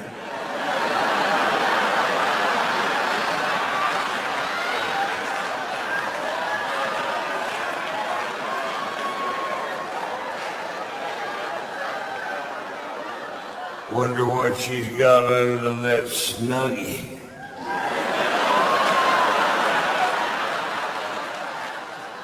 But she naked as shit under that snuggie.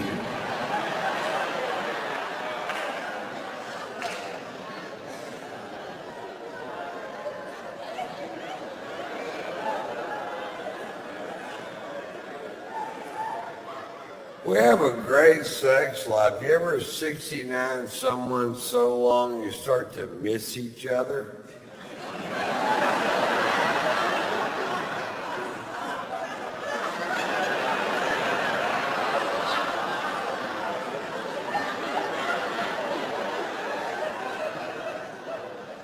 Then the snow turned to rain.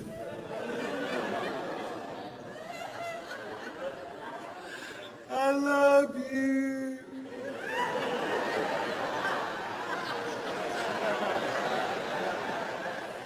April, May. I need some food. And we can both use a shave.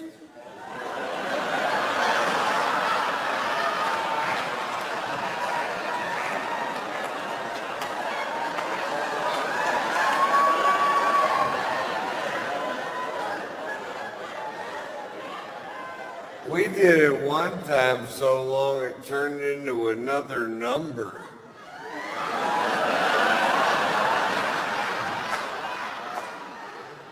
What is this, a 71? If you're toe in my nose, what the fuck?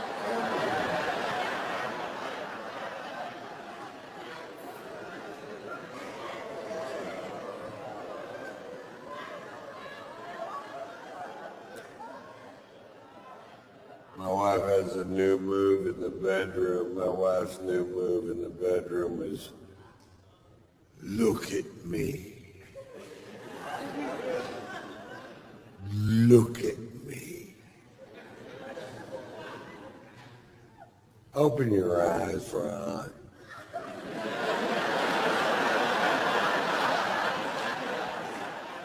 Look at me.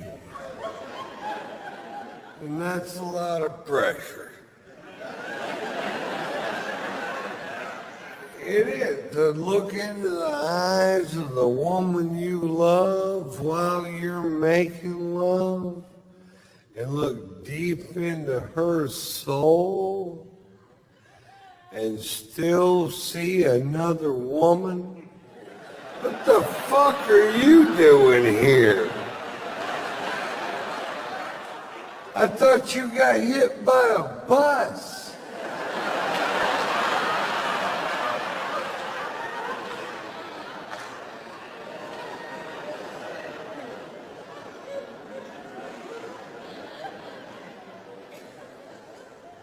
I'm great at sex. I come every time. I'm like 4,000 in a row or some ridiculous goddamn number. I'm gifted, really, I guess. My wife's maybe a third as good as me.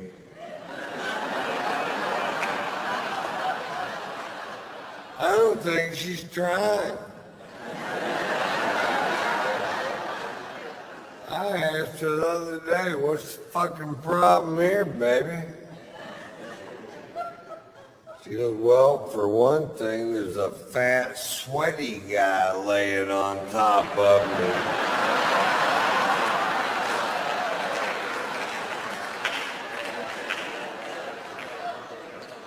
Well, that'd break my concentration.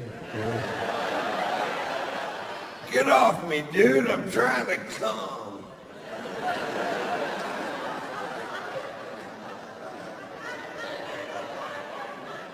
That's not true. When I'm about to come, I have the focus of a Navy SEAL. I'm like,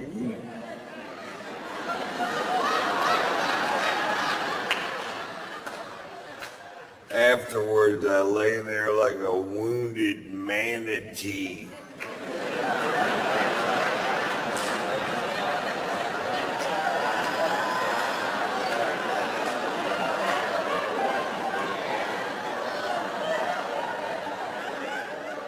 Poke him with a stick, see if he moves.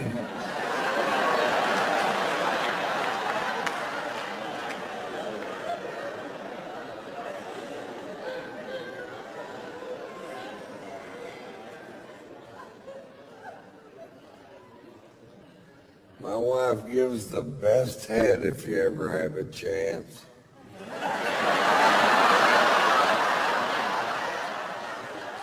First time my wife gave me a blowjob, my hands went numb. I'm like, I'm either having a stroke or this girl knows her way around a whiner.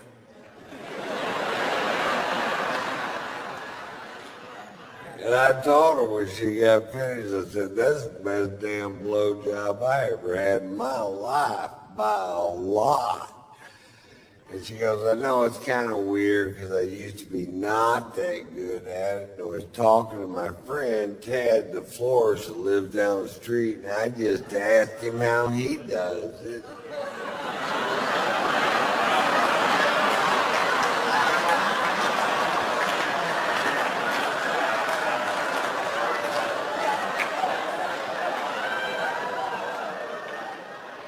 You suck my dick like Ted the florist?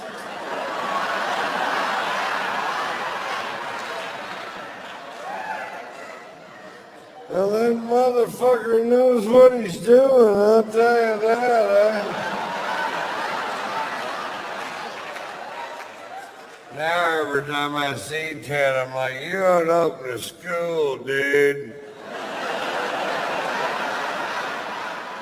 Call it Ted's Head. Tulips for every occasion.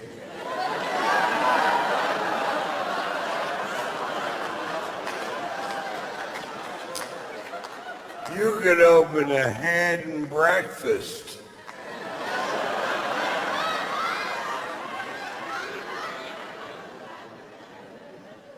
Well, then what would my slogan be?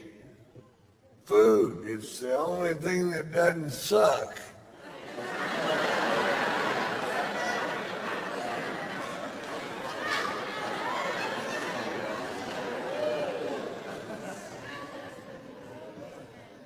You guys have been fantastic. I'm gonna close with my,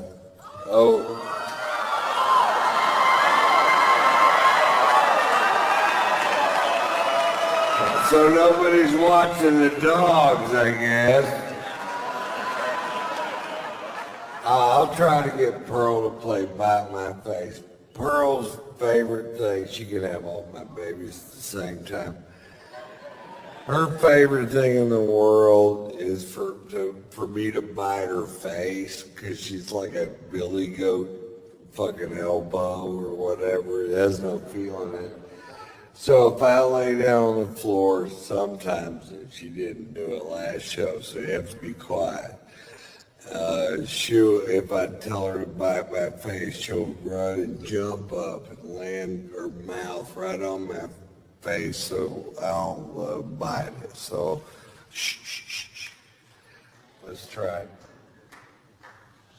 Pearl, you want to play Bite My Face? Who wants to play it? Who wants to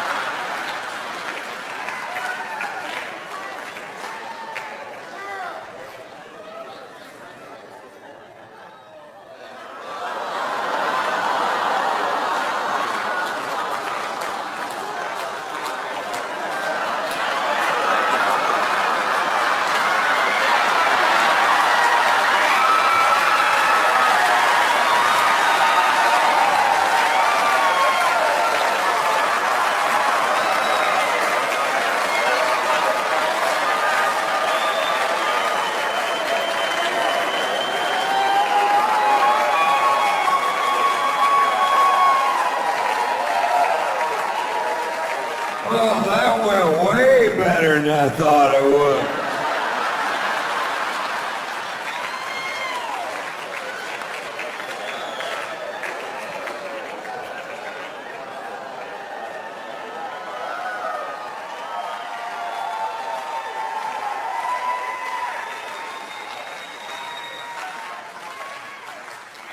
Now I'm gonna close the show this evening with my Dr. Phil story.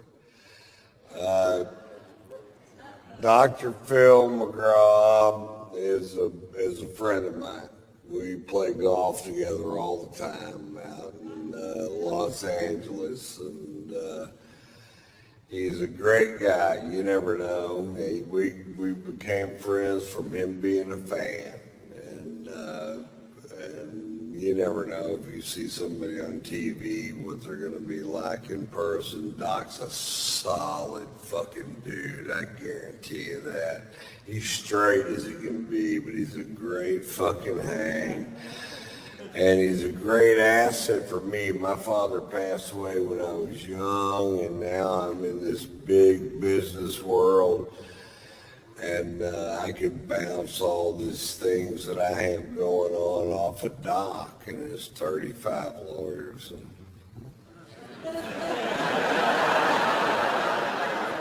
And that's a big deal for me. And I'm a really good friends with his son, Jay McGraw. Anyway, the other day I was talking to my son about self-esteem, and a few days later I was playing golf with Doc, and I said, Doc, if you were going to tell somebody one thing to do to make themselves feel better about who they are, what would it be? And he said, finish the things you start. And I said, well, that's brilliant. And I went home, and there was a half a bottle of scotch sitting on the counter.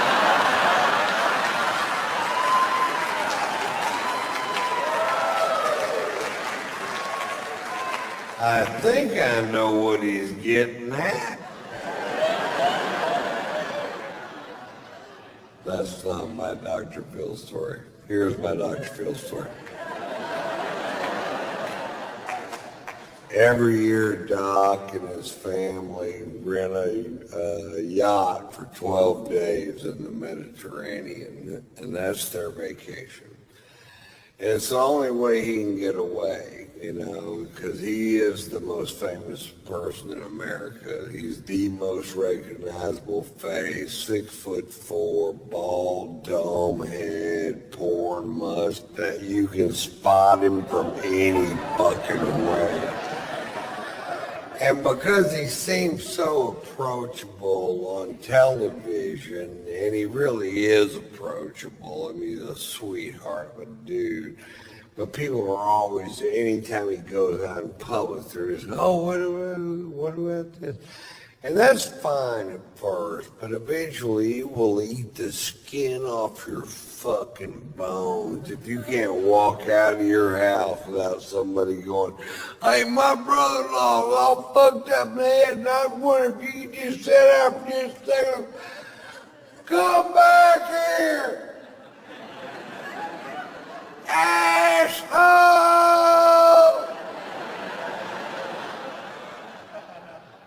And that's exactly how it happens. I've seen it. And, so that's what they do.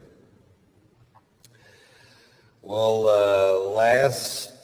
this summer, my wife and I went on vacation to France and Monaco. And I need a break too. Sometimes I do 140 cities a year.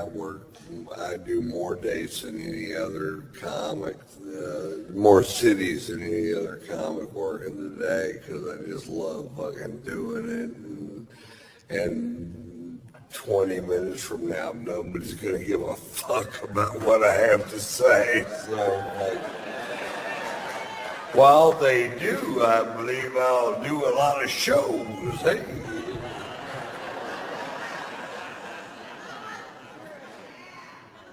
So we're in France and Monaco and having a great time, man. We're just I'm really in love with my wife. She's so talented. We have a fun life together, and we're there. And then one day the phone rings, and it's Doc, and he goes, "Aren't you guys in Monaco?" And I said, "Yeah."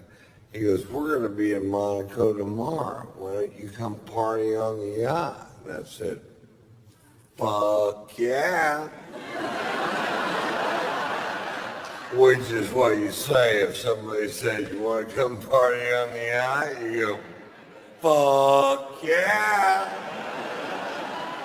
In fact, let's try it one time. You want to come party on the yacht? Fuck yeah. I don't have a yacht.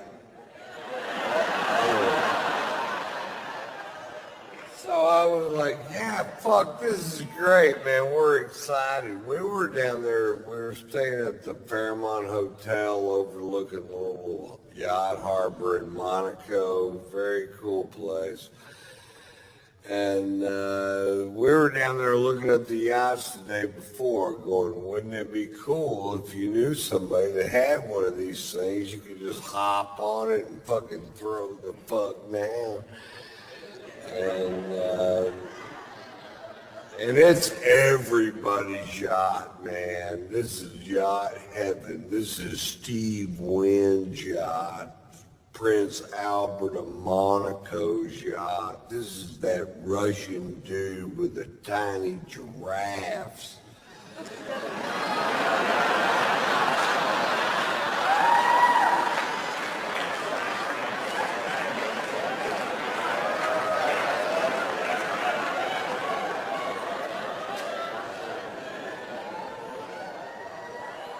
Anyway, they're coming at 6:30 the next evening, so the next morning we wake up, or next afternoon we wake up and we go have this amazing lunch, and we're drinking this fucking great wine from France, probably.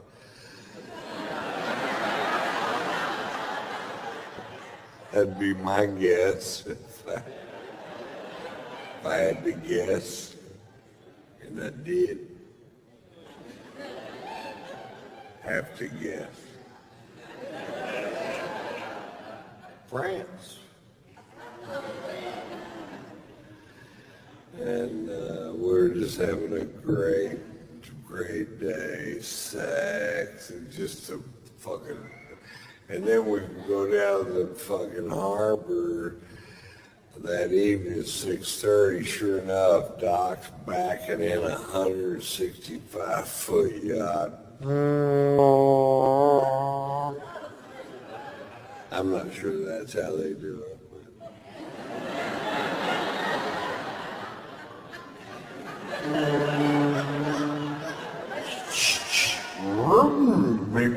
Maybe.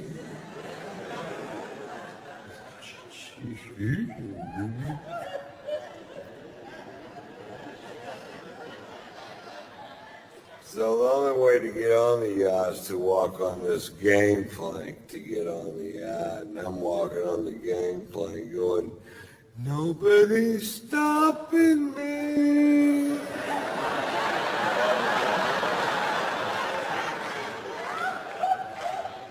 And we get on the yacht, and there's our friends from California halfway around the world. Are you fucking kidding me?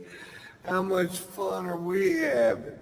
I'm hugging everybody. There's a bunch of people on the yacht. We're hugging. Anytime I'm hugging you and I'm in a strange place, what I'm really doing is looking over your shoulder trying to find a bar. That's why I'm turning you.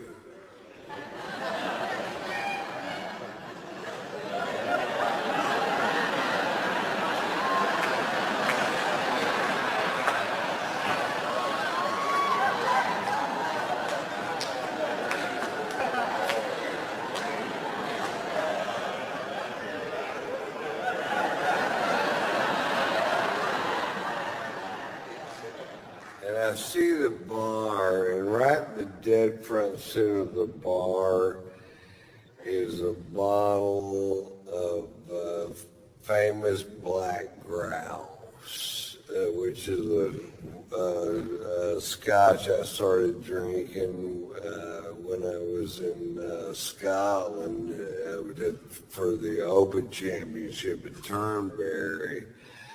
And you start looking at what the Scots drink, and that's what they drink. And I'm like, oh, fuck yes. And there they had a bottle of it on the fucking, it's kind of hard to find. And the bartender poured me a big old glass of whiskey, way bigger than this one. And I'm like, I'm in such a great mood. It tasted better than I'd ever tasted any fucking scotch ever. I'm like, oh, good Lord. What is that? That tastes like butter, honey, aged in Lindsay Lohan's pussy.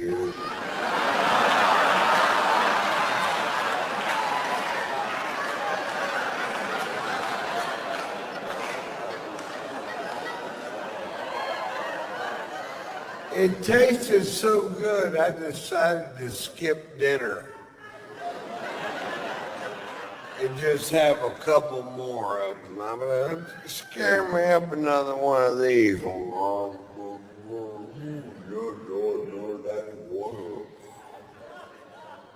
about one more? All right. hadn't had a drink since lunch. I was fucking thirsty. I was going at it, you know. And Doc noticed I was really drinking hard. And he goes, boy, you're really drinking tonight, Ron. I said, yeah, Doc, some nights it just tastes like spring water. He goes, why don't you just drink spring water, Ron?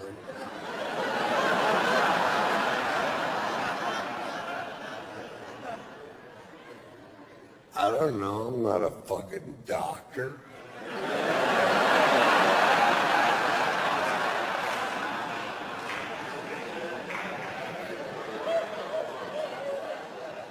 So this is going on for fucking hours.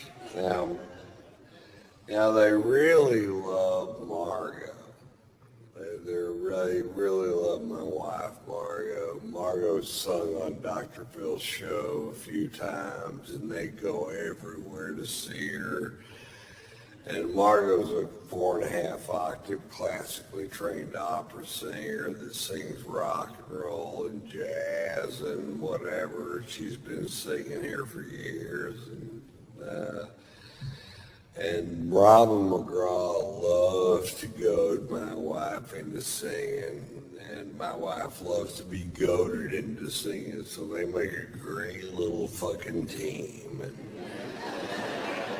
so we're on the back of this yacht, and Robin goes, come on, Margot, sing for us. And Margot gets up. There's people on the back partying on all these yachts, and there's bars on the pier, people out there. And Margot gets up and she sings. They love jazz in France and Monaco. They have jazz clubs all over the place. And she gets up and she sings a jazz standard at full voice, which I don't get to hear her sing at full voice. She sings around the house, but not at full voice. And when she sings at full voice, it makes me cry. And, oh no. And she finishes the first song at full voice, and people stand up on the back of all these yachts and start cheering. They go, yeah! And I'm like, oh, how cool is this, man? They really dig jazz. I forgot how much they dig jazz. She gets up and sings another song, fucking screaming. And then people are gathering up around the back of the boat. And by song 4, there's 400 people behind the boat listening to her sing. You could hear a pin drop, just like this, pin drop. And she's just killing it. And I have a little secret. I am fucking hammered, man. I am so drunk. I can't even believe it my fucking self how drunk I am. I'm like, Jesus Christ. Oh. And I'd get a drink and I'd take one little sip out of it and I'd talk to somebody and I look back and it's empty. I'm like, anybody else drinking out of this glass?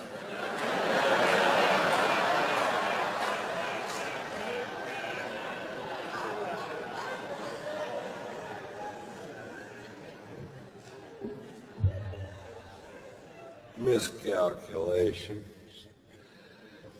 Anyway, she does, I don't know, 7 or 8 songs, and she goes, okay, guys, that's enough.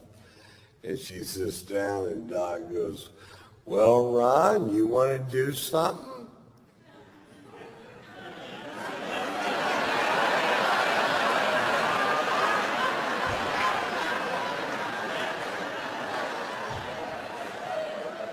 Now, I gotta preface this with he's on vacation with his best friend and head lawyer and his wife Mary Pat, and they're Baptists from Dallas. They're a little fucking straight.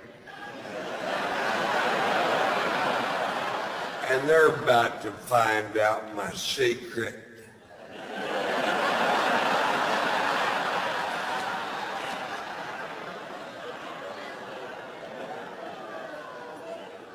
About 20 years ago, I was doing a bit that was so vile that I only did it for about a week, and I just quit doing it. I'm like, this is not the direction I want to take my crowd or my show.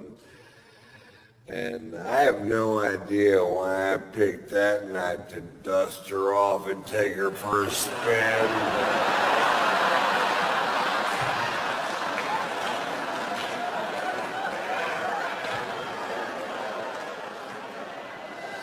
The other day was Ted fucking Mamie Eisenhower.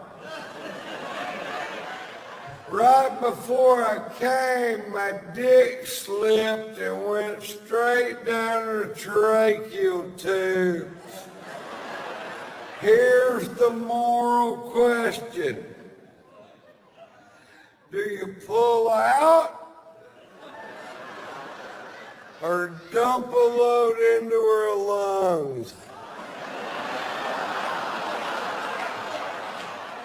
Yachts are pulling up anchor on both sides of us as fast as they can pull them up. They're leaving the harbor so fast there's a surfable wake.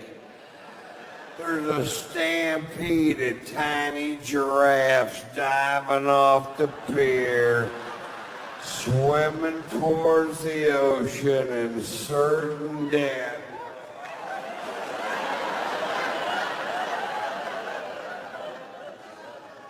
People are pulling their kids off the pier.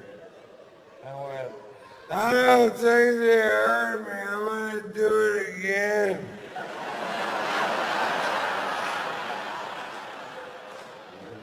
Doc goes, that's enough out of you, Ron. And Margot's tapping me out. You ever been tapped out? Come on, baby. It's time to go. She's seeing it. Come on, honey. Let's just go back to the hotel. It's time for us to go. Come on, baby. Baby, let's just go back to the hotel. Come on, Ron. It's,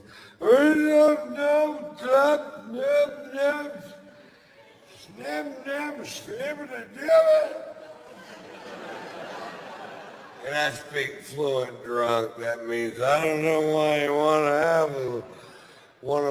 want to leave. I'm having a perfectly good time.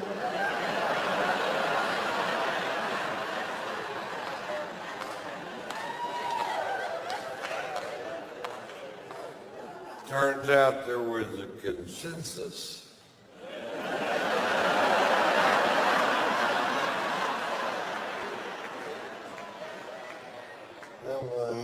Okay, I'll leave. Now, the only way to get off the ship is to walk back off that gangplank, and at the end of the gangplank, there's an 18-inch drop-off, and my wife's in front of me, Margaret's in front of me, and I get to the end of the gangplank. Doc goes, big step, Ron. I said, thanks, Doc, thinking I'd made a big step towards something. Fuck, I don't know. He's the big psychologist, not me.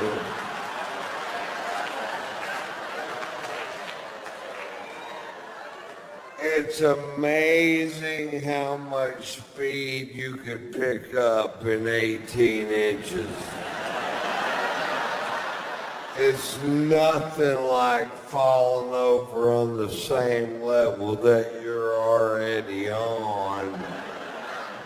I slammed down to that fucking pier. I landed square on this elbow, dislocated this shoulder, put a 4-inch gash down the back of my arm, and I was so drunk I just bounced off that pier.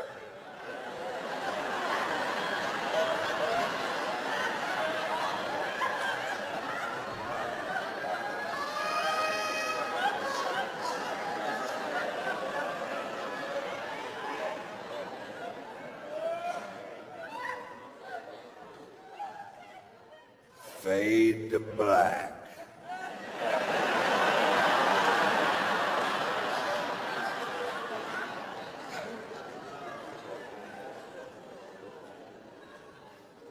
I wake up the next morning with the shoe buddies. All I can do is lay there in bed and go, shoe buddy.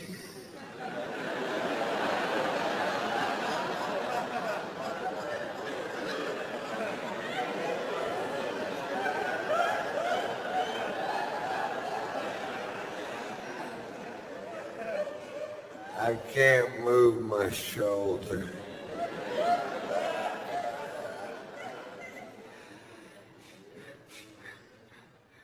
Shoe buddy. My shirt stuck to my arm with blood and giraffe hair and whatever the fuck else you find on a pig.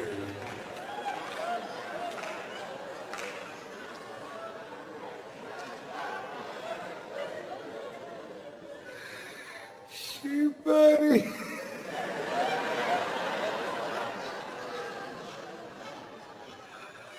I have a wet Jolly Rancher in my armpit.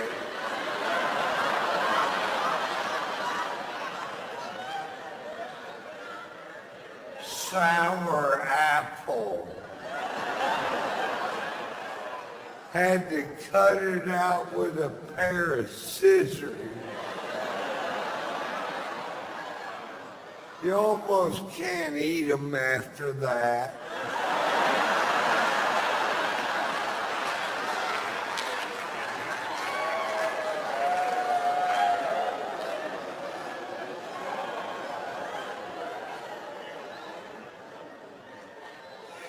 Shoe buddy.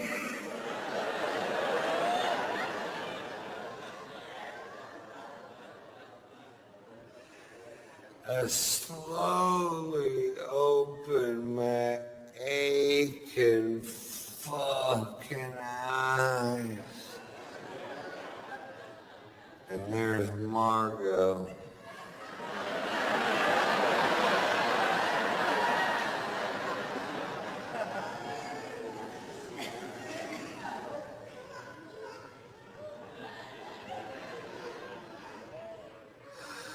What happened?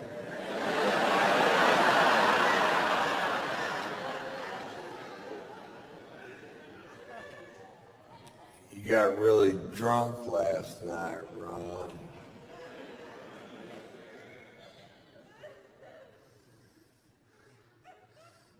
What did I do?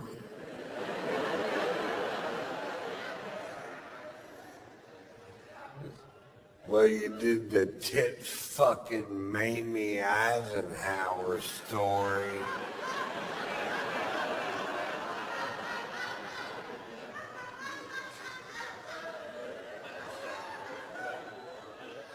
Did Mary Pat laugh?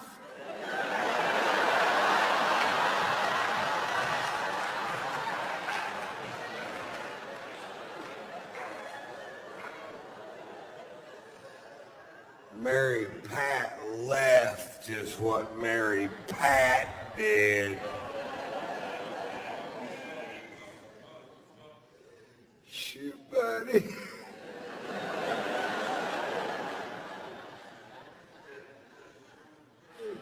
You think they're gonna invite invite us back over to party on the yacht today? Because I don't know what's going to happen now, Ron. I don't know. Walks out of the room, slams the door. And I just start berating myself. I'm like, why do you do that, Ron? Why do you get so drunk it ruins things for other people? Why can't you just drink like a regular goddamn person? Is that too much to ask? You have a wonderful son and a beautiful wife, a great career. Why don't you make some changes in your life that'll make a difference in the long run? And about then the phone rang and it was Doc and he goes, you guys gonna come party on the yacht? And I said, fuck yeah! Thanks for playing along. I've never performed for a better crowd in my goddamn life. Bless your hearts for listening so intently.